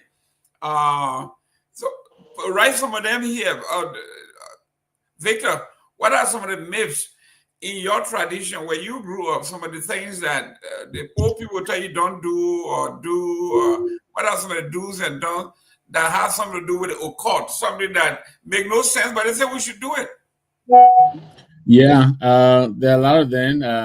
A couple come to mind. One, for good luck, you have to always shake the elder's hand and rub your face. Okay. They think that brings good luck. What's about the white chicken? What's the chicken and the white rice and egg? What Yes. does that? What does Yes, that those are that'll be for sacrifice. For how do we call that? Where you're being cleansed of potential evil spirit and stuff like that. So it's a sacrifice. Kind of interceding on your behalf to the gods. To cleanse you of valor. Sometimes, young fellows when they graduate from school and they go on the job market too, the old folks will do that. Kind of clean them up and send them out to, to the job search. Kind of good luck charm, and let them go out there and get lucky.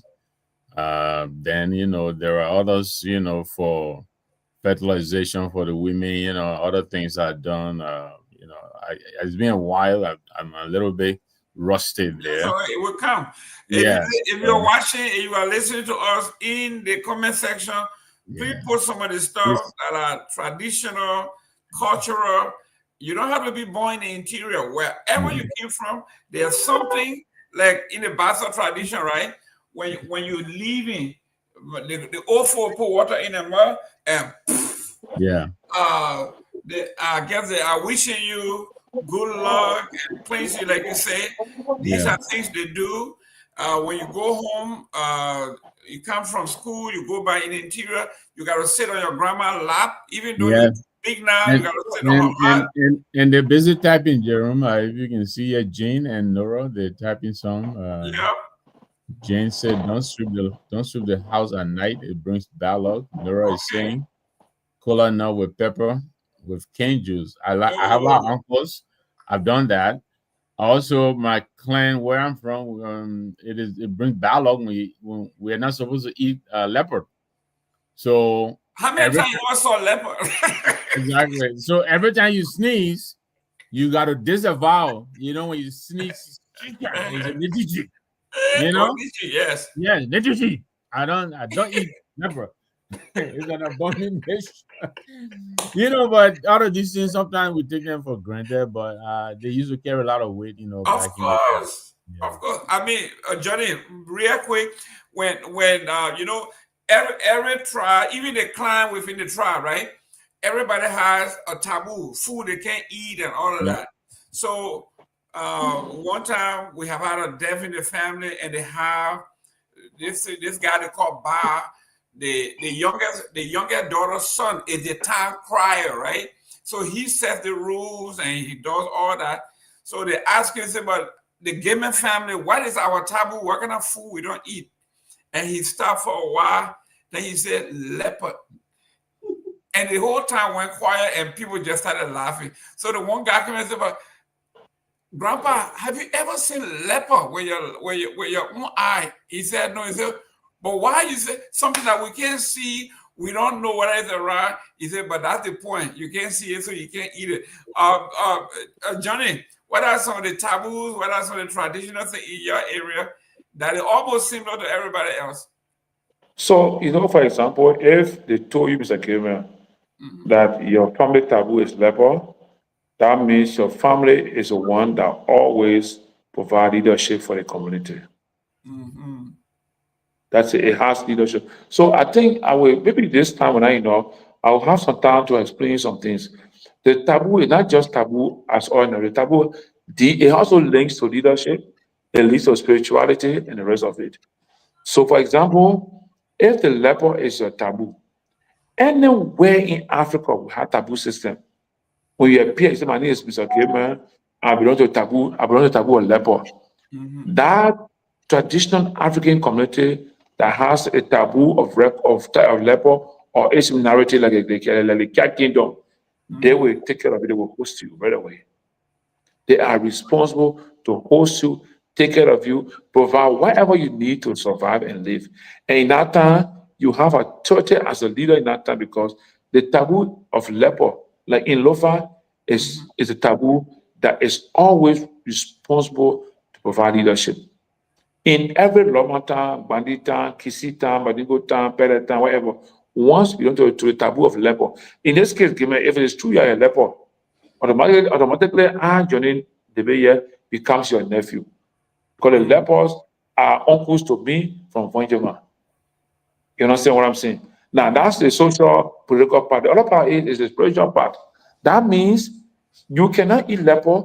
That means you see leper as a spiritual family link to you. So there probably be a time that your family goes to some part of the forest, some part of the bush, somewhere to perform some spiritual rituals to give to the leper, to appreciate the leper, to be part of that spiritual link to your family. And you realize that sometimes even in your attitude, in your way of doing things, they will always see you as that animal that is an authority. They say leper can't eat on the ground. And the leper will catch its prey and take it up with the tree. Because leper is afraid of hyena, is afraid of lion and other things. Now we have a saying, we say, which means the leper is aggressive, but it's also afraid. The leper is aggressive, but also afraid. So you can be a leader, you can be a strong leader, but don't forget that you also have fear in him. So even the women that belong to taboo, they are seen as leaders too. And that's where sometimes when people argue on gender issues from a Western perspective, I say, look, we need to understand our cultural perspective when it comes to gender. If you are a leopard person, you are a female, you are also a leader. You are also a leader in the community. So, like for me, that's one aspect. So, for example, if my mother background is leper, that means all the male siblings, all males for anybody in the world that come from leper, they are seen as my uncles.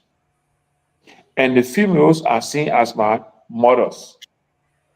So the uncle relationship also goes to that level. So like me now, I'm in Vonjema. All the Loma men in Vonjema, or in Zoso, but when I'm in Vonjema, all Loma men here are seen as my uncles because Vonjema is the home of my mother. My mother's paternal and maternal families are the ones who established Vonjema town before it became a city. And what gives me an advantage in Vonjema is that I'm named after my grandfather, who was also a prominent leader in Vonjema, called Ome Kwebli. He was called Johnny Kwebli. That's why I'm called Johnny Kwebli. So therefore, when it comes to taboo, it goes across. I mean, there was a time I went in some part of Nipa and we're discussing this taboo issue. I said, oh, my mother comes from the door taboo. So all those who cannot eat door belong to the door family, they are my uncles. And right there, an woman said, oh, then if my nephew come, I'll give you to sleep. And that woman came in the room. In fact, he went to his place, he asked his son to get out of the room. He said, oh, my nephew is here. I got to take care of him. And I was well served as a nephew because the duty between the nephew and the uncle is that the uncle must ensure that the nephew is well taken care of, his well-being is taken care of, and the nephew's duty is to serve the uncle. So in that Nimakani town, what people are duo cotton, yeah, duo cotton is a town. Someone be answering. And the old man gave me, well reception that I was so surprised about. Because all I told them was, my mother belonged to the Dor taboo, and therefore I'm a nephew to the Dor taboo. He said, my nephew, myself, my family is a Dor taboo. We don't eat Dor. Dor is a precious animal in our family. So that's how it goes across. And I think it goes across in the whole of Africa. Excellent. Even in Liberia, from my experience, I've seen it I've seen it in the middle, in the southeast, I've seen it in the western region, I've seen it in the northern region. Excellent, excellent. Well, ladies and gentlemen, today is Halloween. We are celebrating the myth, the occult. Robert is signaling that he's in the back. I'm sorry to cut you off. Okay, ladies and gentlemen, we may be having problems because our technician Myean is busy with his graduation yesterday and Monday, so he's in and out. So if we have a little problem, yes, let me let him know. But yes, we are discussing Halloween. If you grew up in Forceville, if you grew up in Bentor, if you grew up in anywhere upriver, what are some of the myths, some of the scary things your parent told you, either to persuade you to behave, if you don't behave, the boogeyman will eat you, or all of those things that parents tell you, make you to be so scared and subdued. Tell us some of those stories I see here. We're getting a lot of a kola nut and king juju. We're talking about a cat, don't sleep at night, and all of those things. So just keep listening to them, and we'll go from there. Let me send this, man.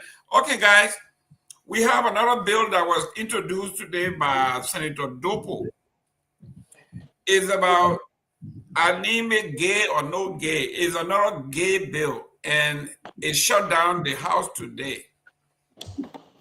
So, Honorable Dopoh is saying the penalty for homosexuality in Liberia is not stiff enough.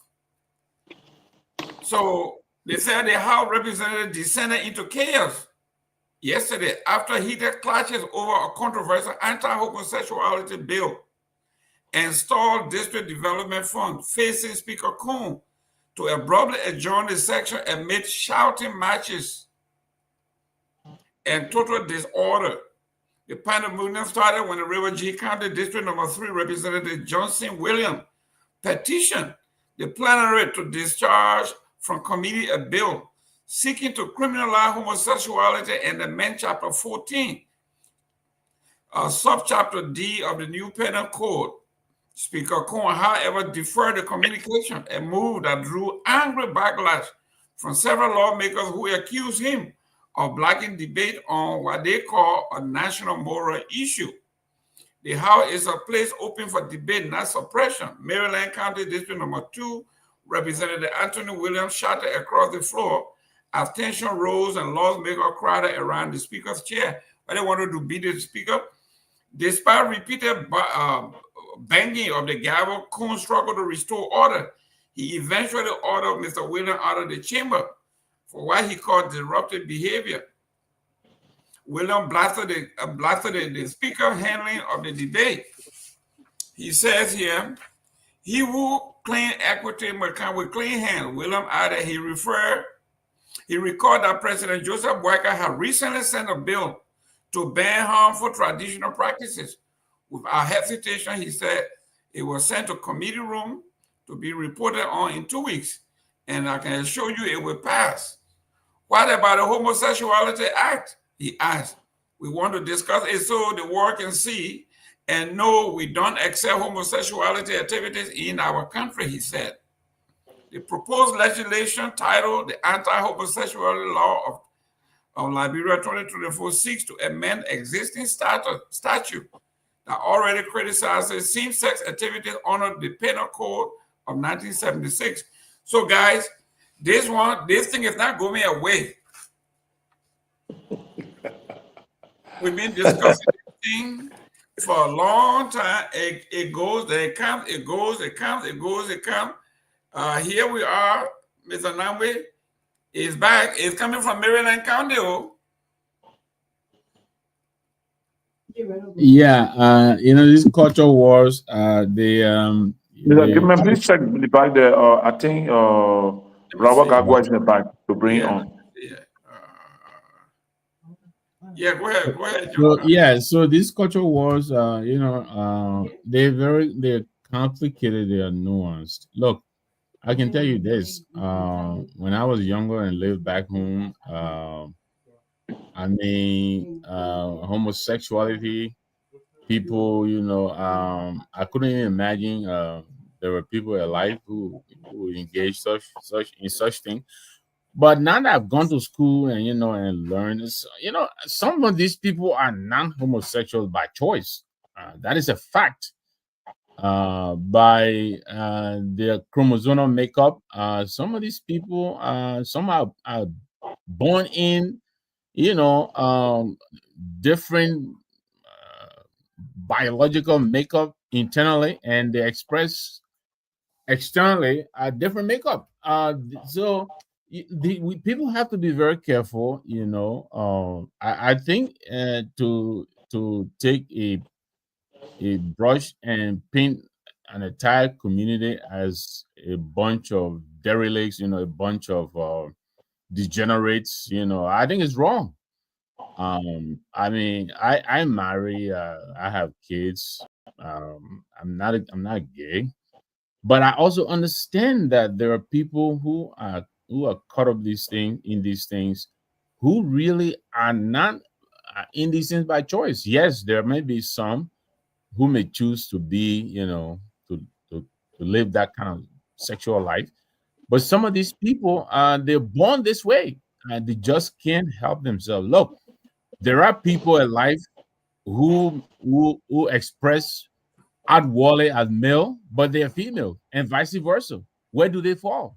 So this war is not just Mr. Victor Nagbe. X and Y. Victor Nagbe, let me put you on the spot. Let me put you on the spot. Gay or no gay? Do you support this bill to criminalize homosexuality? I think it's wrong. So you don't support it? I don't. I think it's wrong, and this is why I'm telling you why I think it's wrong. The assumption is that people are homosexual by choice, and I'm saying that is a wrong assumption. There are some people who are born homosexual because of their chromosomal makeup, the X and Y chromosomes. They look.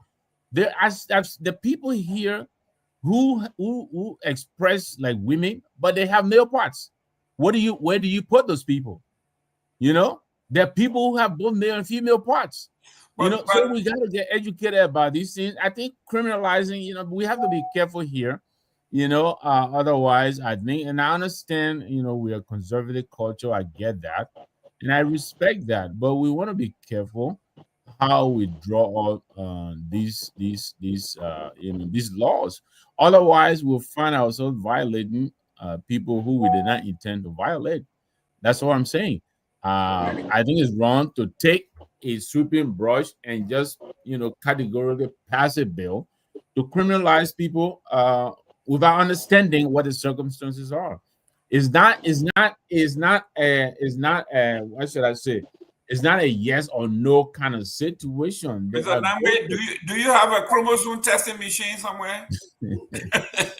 I'm a student of science, Mr. Gayman. I know you're a chemistry guy. I'm just asking you. How do I test? Let me go to Robert Garguah. Welcome here. Mr. Garguah, I know you came in on the hot seat here. This is what's happening. The argument on the other side is Liberians are so poor and so destitute that anybody of means can exploit the situation of poverty and take advantage of the people. And a particular case in question is John Tutman's and the young man who killed him. The young man said, obviously he was not gay, but a lot of promises were made for money, for wealth, and everything else. And then they didn't live up to it, and he got upset, and look what happened. As unfortunate as that was, these are the things that the other folks are talking about. Our country is too poor that people are looking for food to eat. They will do almost anything. And to do this, to take advantage of these people, these children, it should be a crime. Your take on this issue? But it's not only children who are gay, though. Let's not make that simple. We're talking about powerful people using. It's like rape, right? Rape is a thing of power. Somebody who got more power, more money, more. But rape and homosexuality, they're two different things. No, well, we understand. Let me go. I know you're a chemist. Let me go to the argument here is, if we in a poor country like this, if we give these people the license, our children who are looking for sneakers and cell phone and everything else, they will fall prey and do almost anything damaging our culture. I mean, listen, You are muted. Can you hear me? Yeah, I can hear you now. I think Mr. Nagbe has a point. But my take is, we can't pick and choose what is morally right, and what is morally wrong. We can't pick and choose that. We can't pick and choose to be a nation founded on Christian principles and select what we consider to be Christian principles and otherwise. And so we've got to decide. We've got to make up our minds. And so, listen, I love women. I love women very much. I don't subscribe to the lifestyle. But if you're going to, if morality is so important to us, then we should also start looking at rape. A lot of times we major in the minor stuff, right? I don't know when was the last time people who subscribe to the lifestyle of same sex pose any threat to our society when it comes to morality. I don't know, because as it stands right now, people are not openly gay in Liberia, and as long as I've been hearing about this thing, it's been done on a cover. These things are not taught in school. You don't see two boys kissing each other in the hallway like I did when I was in high school in this country. We don't see these things happen. And so if you were to ask me, I think it's least of our problems. Why are we debating? Why are lawmakers wasting our time debating bills that are of least importance to us right now? Why are we not talking about a bill to improve the budget when it comes to healthcare, and why that is important? Why are we not talking about bill when it comes to education? Why are we not talking about bill when it comes to tourism expansion and what that looks like? Why are we not passing a bill when it comes to keeping criminals out of our country? And how that, why are we not even debating a bill to once and for all, as a country, not just the government responsibility, to talk about how we combat the drug epidemic? I think the drug epidemic poses more national security and moral threat to our democracy than this whole issue when it comes to gay. I think it's nonsense, Jerome. I think it's complete nonsense. Having said that, I want to be very clear. I do not support this whole lifestyle. What I've come to realize is that people should not be discriminated. And I want to be very clear because we're on national radio. People should not be discriminated against because of their sexual orientation. That's my personal belief. And when I say people should not be discriminated against, I'm talking about borderline human rights. It is the right of people to make their own personal choices. I do not give a darn what people do in their bedroom. I'm not there. I'm not going to indulge. I don't want you to be concerned what I do in my bedroom. You mind your business. I mind my business. That's the kind of mindset that I have. And there are a lot of things that happen behind closed doors in Liberia. So while we want to focus on gay, what about married men? Stepping out. What about adultery? What about that? What about pastors who use their pulpit to sleep with ushers and members' wives? I mean, there's a lot of moral issues that happen on a day to day. What about talking about Liberia being a Christian country and how we treat each other, how we are supposed to be each other's brothers keepers? We're killing each other every day in our damn place. I mean, we're killing it. I mean, you saw the video the last time when the black boys literally stone cold killed a young man who allegedly attempted to steal a bike. I mean, we're stone. We are wicked people. Not all of us, but we are wicked in that country. Why are we not talking about these things? Why are we not debating this whole Zogarization of our country, where we should be talking about a national rehabilitation program? Why are we not talking about these things, Mr. Gayman? Why are we talking about gay? When was the last time a gay boy and a gay girl went to our school and it became a problem? When? Most of the time, these people are in their own yards. They're doing what they do. They congregate. They do what they do. That's their business. Why should I care about that? So I think it's nonsense, and I think it's indicative of the fact that our priorities are messed up. If you Great. ask me. Well, ladies and gentlemen, I support the bill 100%. No gay, no gay, no gay, no. I know somebody just texted me and said your name is Gay Man. You want to be against gay people. But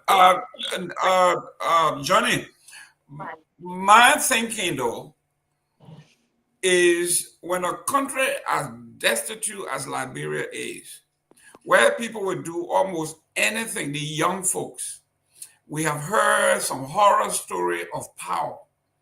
Men in powerful positions taking advantage of kids looking for a vacation job, kids trying to make it, get into school, and people taking advantage of them because of their level in society, their faith, that they are not responsible for.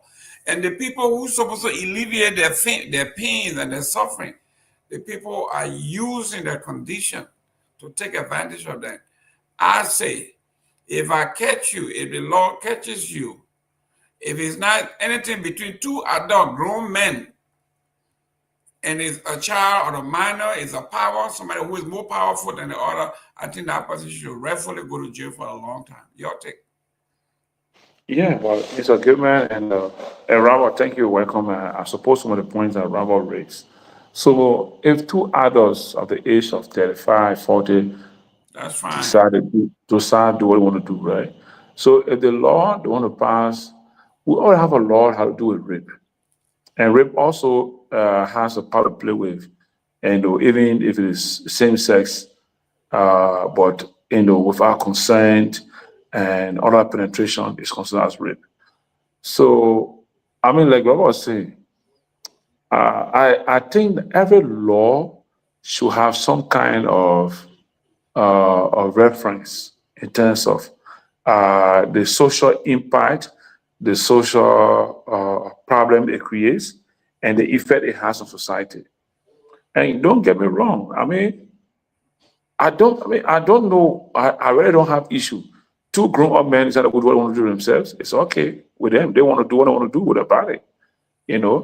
If why do I pass a law and say no two men should sleep in one room or should sit together when I don't have the mechanism to even police, two men going into one room or whatever. But And we all have a law, or two women going together. We all have a law that defines rape, and the component of the law that defines rape does not just say man and woman. It says any penetration, whether male or female. So if the fear is that we have people who are affluent in society, and we want to abuse young people that are from poor background, poor families, let's just do more awareness on the rape law and indicate that if you are a child and a man who has money do something to you, bring the complaint and let have the evidence, we'll prosecute it. Always follow that solution already falls under the rape law. But I think for Liberia case, we have more issues here that we expect our legislators to be concerned about, more than an issue of passing a law to criminalize a same-sex activity. You know what I'm saying? We have the issue of the road connectivity. What are they thinking about to improve road network? Right now, I'm 57. I'm driving on a bad road, bouncing in erosion, breaking up places. And right now I'm in Fonjima. I'm only on the issue because I've given myself as a commitment to be I've been resting. What are they talking about? How can they pass the budget? Because the budget is a law.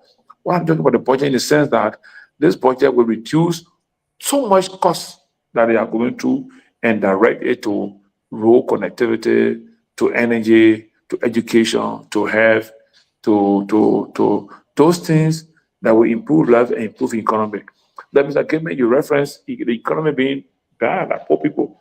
So if you intend to fight against gay issue, if you think that poor people are being abused, then let's work towards improving the economy that will make people to have source of income, to take care of themselves. Then they will not be allowed, they will not allow themselves to be abused by individuals, that have so much money to the extent that they want to abuse their fellow citizens on the same sex or whatsoever. And another point also I want to mention here is that we have an issue where people try to condemn, or people attempt, or they are condemning the African way of life in terms of one man, keeping 2-3 wives, or 4-5, whatever. And at the same time, they try to erase an issue about our cultural and traditional practices. They're calling it, harmful traditional practice. I really want to read that draft law or that draft policy, whatever that the president has sent to legislature about criminalizing harmful traditional practices. Because I want to see the empirical evidence that will be indicating those practices that are harmful and the effect it has had on society in Liberia, to the extent that we want to pass a law to say X and Y activities are considered as harmful traditional practices. Other than that, I think we are just trying to satisfy the Western powers that have the money, and because we are looking around for money to do things in the country, and every effort we've been applying has now been successful for us. So we find an opportunity where, okay, let's put it out, it will make people send money into the country. Because I got information that even during the Madam Saleh regime, some funding that came to Liberia was sent to Liberia by gays, by lesbian organizations. But they were considered as, don't call us as donor, just as an anonymous donor. You know what I'm saying? Money, yeah, I know, I got no information from people. And in the system, money came to Liberia. Oh yeah, don't tell us who we are, but don't tell us, okay, we want to help the Liberian government in this sector. So I think because we are going through some challenges with getting funding from the global community, we're trying to find areas where we can pick into, and then they will get extracted to give us some funding. But to still have a law that would say, trying to criminalize traditional practices that are harmful. So let them tell us what are practices that are harmful and how harmful have they been on society. And this is a bigger program. We can talk more about this. We from the background of culture, anthropology, and everything, we can talk more about this in a different perspective. But I think we have a lot to do with Liberia's progress, Liberia's development, and passing a law about criminalizing same-sex marriage. You can pass a law, but it will still be happening. But I can tell you, Mr. Gayman, if you pass a law today that same-sex marriage is criminalized, people will still be doing same-sex activities in Liberia. Yeah, It but will continue. when we catch you, you will know who born How you dog. will catch them? How you want pass? Gayman, how you pass a law that you don't have a capacity to even enforce? But the problem is, you just mentioned lesbian. I don't think any of the lawmakers. We got bigger issues to worry about, Mr. Gayman. Don't worry about the gay people, because the gay people in Liberia, they're a handful, and they're not public about it. I think that's nonsense. They're wasting time. But I don't think those guys that are questioning gay, I don't think they understand the lifestyle, right? Because if you were to ask them, are you against lesbian, the act of being a lesbian, they will say more than likely no. I'm okay with two women kissing each other because I support threesomes. Let's be real now. I support threesomes. It's okay for three women to be in a room with one man, and it's okay for me to sit back and have a sexual entertainment satisfaction from watching them interact with each other. Right? They okay with it. They okay with it. What they're not okay with is for a woman to possibly watch two men interact with each other sexually. And so that's what they're not okay with. But how is that end of our business? How is that end of our business? If you're concerned, again, Mr. Gayman, it's about the protection of young people being abused, then I don't think the government have demonstrated that, because we have a lot of young girls that are abused right now by men 10 times their age. That's that is Miguel, absolutely that's absolutely right. Yep. they really rip kids with this whole Miguel. They're talking about 14-year-old young girl. So if the government was pro kids protectors, you will see that through the actions, even though we have laws that one must go by. But it's clear that we are very selective in these cases. It's clear that we have not done anything to put in a mechanism to protect our young girls and our young boys. It's clear. So let's not use this whole gay thing as a scapegoat. When was the last time a gay couple got married in Liberia? Never. When was the last time you saw two gay guys in Liberia walking hand in hand kissing? Never.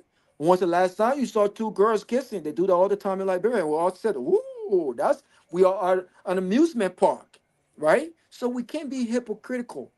Either we have standards, either we have morals, or we're done. We all over the place with who we are. Same thing with our foreign policy. We have no clear definition of our foreign policy and what that looks like, other than doing what the U.S. government wants us to do. That defines our foreign policy, right? And it happens government after government. And so these people should not waste our time. There are more important things to be doing than to be talking about gay people and gay this and gay that. The last time those gay people were in a fence, they had their own party going on. Those boys came in, and when they found out it was gay people in the fence having party, those guys started throwing stones in the fence. Can you imagine that kind of thing? That's how people get killed. I come from an environment where you're gonna get shot playing around like that with people. Like what people do in the confines of their fences and their bedrooms. It's none of my business unless I want to bring it out there, but it's nobody's business. You'll be surprised what the guys are doing. You know how many of them having 3 different girls that sleep on these young girls every day? Then they're talking about gay business. Let's go that here, man. Look, in my Liberia, there will be no gay people. But in your America, gay people in your America, it's all right.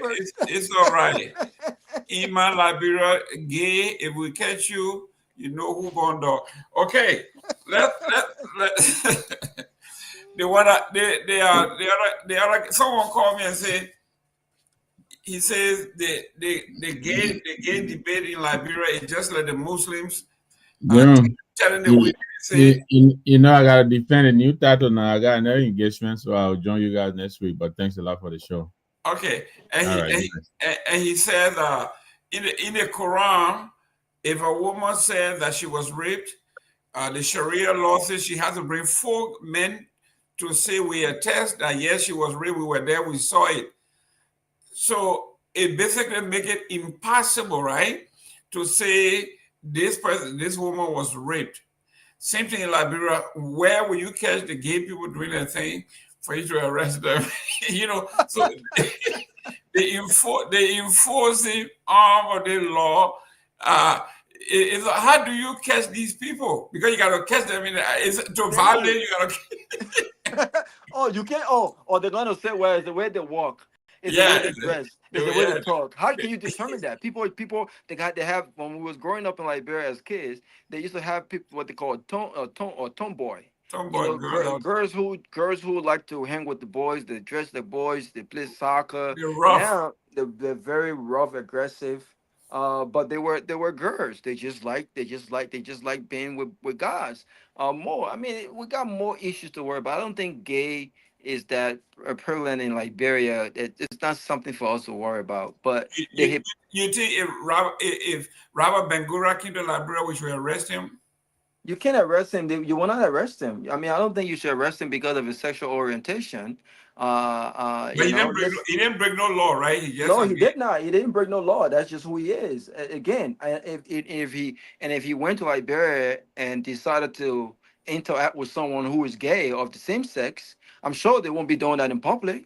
They will be doing that in a private setting, and no one will know what that looks like, right? Unless you say, well, any guy who's walking with him is also gay, so on that basis they have to be arrested. It doesn't make no sense. I think we have to be smart. We have to be smart. We have to pick our battles, and we have to understand what our priorities are right now. And to be honest with you, gay is the least thing we should be talking about. We have a drug epidemic on our hands. They should be debating that. We have economic epidemic, no jobs in the country. We should be debating that. Matter of fact, since we just got an extension on the visa, they need to be debating how do we create an environment where Liberians are able to work, make good money, so that they're able to go to the embassy and you have more access to this process, so that a lot more Liberians can benefit. And you can get the denial rate down. Those are things. If I was in the House of Representatives or Senate, let's talk about these things, guys. How can we ensure that all of the things that we're celebrating have more access? Liberians have more access to them. We have to create this environment. We don't have that environment right now. You should be talking about gay. Robert Bogari go to the country. He's a Liberian. He can move around what he wants to move around. He can wear dress if he want to wear dress. I mean, that's yeah. If you want to wear dress, he can wear dress. Are you going to stop him from wearing dress to say he gay because he wore dress? Then what about women who wear pants? What about women? I mean, that's. I mean, you can't win this in court. You don't have the sophistication to win this in court. That's who he is. That's who he is. And on top of that, if he's an American citizen, are you going to touch him? Are you going to touch an American citizen? You know how many American citizens at the embassy that are involved into the act? They're gay. Do we bother them? No, we don't bother them. Okay. Well, Robert Garguah, it looks like you and Victor and somebody were listening to you, because I'm looking at the editorial board comment from the Liberian investigator, and I think it was just timely. It looks like they were listening to some of you guys. It says here, the recent announcement by the United States government extending visa validity for Liberians from 1 year to 3 year is without doubt a commendable diplomatic achievement. It reflects the growing confidence the U.S. government has in the stability and partnership under Joseph Boakai. Yet, while the nation celebrates, it is crucial that we temper our excitement with sober reflection. This policy shift, though positive, must not be mistaken for a ticket to abandon our national responsibility or chase greener pasture abroad. Liberia remains at home. The only place where Liberia can be truly belong, enjoy their full right, and exercise full citizenship is the Republic of Liberia. No matter how long the visa lasts, it does not grant equality of privilege or security in a foreign land. The dignity, opportunity, and ownership we seek abroad can only be sustainably built at home, Liberia. The extension should therefore inspire strategy, not complacency. It offers a window to strengthen business and trade relations, not just leisure travel. Instead of flooding U.S. consulates with visa application for temporary relief of your problem, Liberian, particularly policymakers and entrepreneurs, should seize this opportunity to advocate for fair trade between the two countries. Liberia's economic future depends not on how many citizens it sends to America, but on the value we export, the competitiveness of our industries, and the fairness of our trade policies. No foreign policy gesture, no matter how generous, can substitute for national effort. The true measure of progress is not how long we can stay abroad, but how effectively we can build Liberia, a Liberia that others will want to visit, invest, and respect. So yes, let us commend the United States for its gesture of goodwill, but let us also remember that visas by its nature has expiration date. What must not expire is our commitment to build our own nation that works for all Liberia, a home worth returning to even when you went abroad. It's a great, great, great editorial. Nobody like a bird, right? You go way up, you got to come back down. Right. You have to have something to come back to. That's what they are saying. What happens if you get a 3-year visa? The 3-year visa expires. What's going to happen? You got to come back here. Guess what? President Joseph Walker is coming from Paris with all the pageantry. He's coming back to the same Zogos. No electricity, no water, no roads, unemployment. He's coming back to the same old thing. It doesn't matter how long he stays abroad. Your take, Robert. But they're still celebrating. But that's what the thing says. So you can celebrate all you want. The same people that are celebrating are the same people after they celebrated, they got to worry about, am I going to eat tomorrow? I mean, it just doesn't make sense. And it's not funny. But what's funny is the things that we celebrate, right? Listen, again, even great editorial, but I think it's missing a lot of things too, because again, my thing is access is limited. All right. So until we, as a government, we address the hard denial rate, this is ineffective. I mean, it's ineffective because here's the thing: unless we are happy that those who can currently meet the criteria and those who the privileged 10% or 15% who have been given visas can now have multi-entrants for 3 years. It's good for them, but again, it does not change the fact that the very folks who are celebrating more than likely would not even dream of getting any approval even before an interview starts. Because again, this is a B1, B2 visa. It's a tourist visa. Many of the folks don't even they can't afford $180. I think it's $280 now, $180 or so like that to do an application. Let's start there. I mean, the application fee is more than what many Liberians make on a monthly basis. Mm-hmm. Now, how can you, if you cannot afford an application, a visa application fee, where are you going to get how are you going to prove through a banking statement that you have this amount of money in your account? How are you going to purchase a plane ticket? A round trip ticket might cost you no later than $1,700. So after you pay that fee, you're talking about $2,000. It is a requirement too that you show your itinerary. When we go in there and send our passports for visa, we send our plane information. So it's very clear to the U.S. Embassy that a lot of the folks that are applying, they're looking for opportunities. They're not tourists. They're not tourists. You have to convince people who have companies, even the people who have companies now in Liberia, it's hard for them to even get the visa to come for tourist purposes. They have to go through all kinds of hell. So what about the mom and pops in Don Wollasar? People can barely read and write. I mean, come on, let's get serious. I think it's a good thing. It's a diplomatic achievement. If we only want to say, well, Braga did something no other president could have done. If that's what we're celebrating, then kudos to the president. But I want to celebrate a milestone that can impact more than just 10% of Liberians. Let it impact 50%. Let it impact more Liberians. Then we can all celebrate that. Now a lot more Liberians have access to get the visa, and they're actually coming for tourist purposes. They can come for 1 year, go back, come back, go back.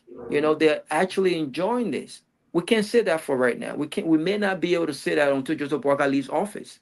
So what we celebrating, the people go to Paris, they come back from Paris, everything is nice. Not what they come back with. Come back with the same story. So I want us to celebrate, but I'm not going to partake in mediocrity. I'm not going to partake in celebrating just foolishness. I'm not going to do that. I'm sorry. Great. Today is Friday. I will let you go in 14 minutes, but let's discuss this real quick.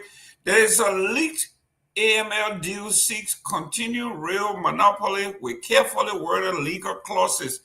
These people that we just talked about, people using their leverage to do bad things in Liberia. It's a leaked draft third amendment to the Mineral Development Agreement between the government of Liberia and settlement dated October 24 has sparked concern across government corridors and among legislators, reviving long-standing questions about country's infrastructure sovereignty. Regularly over 243-kilometer rail link between Yekepa, Nimba County, and Buchanan, Grand Bassa County, and the adjoining port infrastructure. According to the draft amendment obtained by this paper, this is the Daily Observer, the amendment contains a sweeping supremacy clause. Can you imagine? Supremacy clause stipulating that in case of any conflict between Liberian law and the concession agreement, AML agreement shall prevail. Legal analysts and lawmakers alike say such language will effectively place a private contract above the Constitution of the Republic of Liberia and statutes of Liberian law, an arrangement described by one senior government source as unconstitutional, dangerous, and anti-sovereign. I know Robert Garguah is on his way to his desk, but ladies and gentlemen, this is dangerous. I have never, ever read anywhere where a company will write its law and say that it has a supremacy clause stipulating that in case of any conflict between the Liberian law and the concession agreement, a Style law shall prevail over the Liberian law. Robert Garguah, I never heard anything like this in my life. Yeah, but I mean, anything is possible in Liberia, Jerome. Anything is possible in Liberia. Can you imagine that kind of nonsense? But they said monkey know the tree. Monkey knows the tree. Jeez. And so these things are allowed. These people come with their chest up because they know that brown envelopes, is the way of life. For those who approve these nonsense, they know that. They know how to deal with these people. And so you think if they were dealing with 100 Jerome or 100 Robert or 100, there's some good people right now that are in government. Amar Cronin, Todd Walkway, Dillon, and some other people. We may not agree with everything that they do, but I think they mean well. Stability. You think if you had, at least 50% of some really serious-minded people, you think that these guys will be brave enough to write that kind of nonsense? We trash that stuff.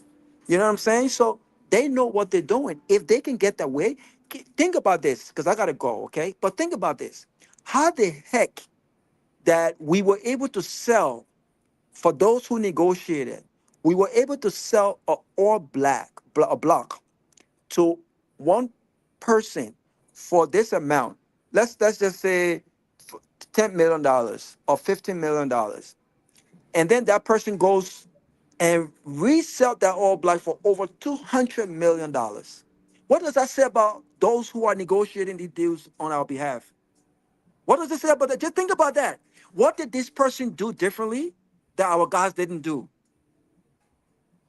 The fact, so you mean to tell me the person who bought the all black from him could not come and pay us $200 million for the same all black or even more that we sold to this guy for less? For less? So the people we have representing us, man, they are the one who encourages nonsense, and these guys know exactly who they're dealing with. And because monkey know the tree to mess around with, they're gonna try their luck. And more than likely, this is gonna work. It's gonna go their way. But look, listen, man, great show, great Friday. Let's follow this on Monday because it says here this was tried. They tried to push it through in 2022 under the previous government. The Korea denied it, and now they are doing this. Well, Robert, let's continue this on Monday. On Monday, yeah. Look, okay.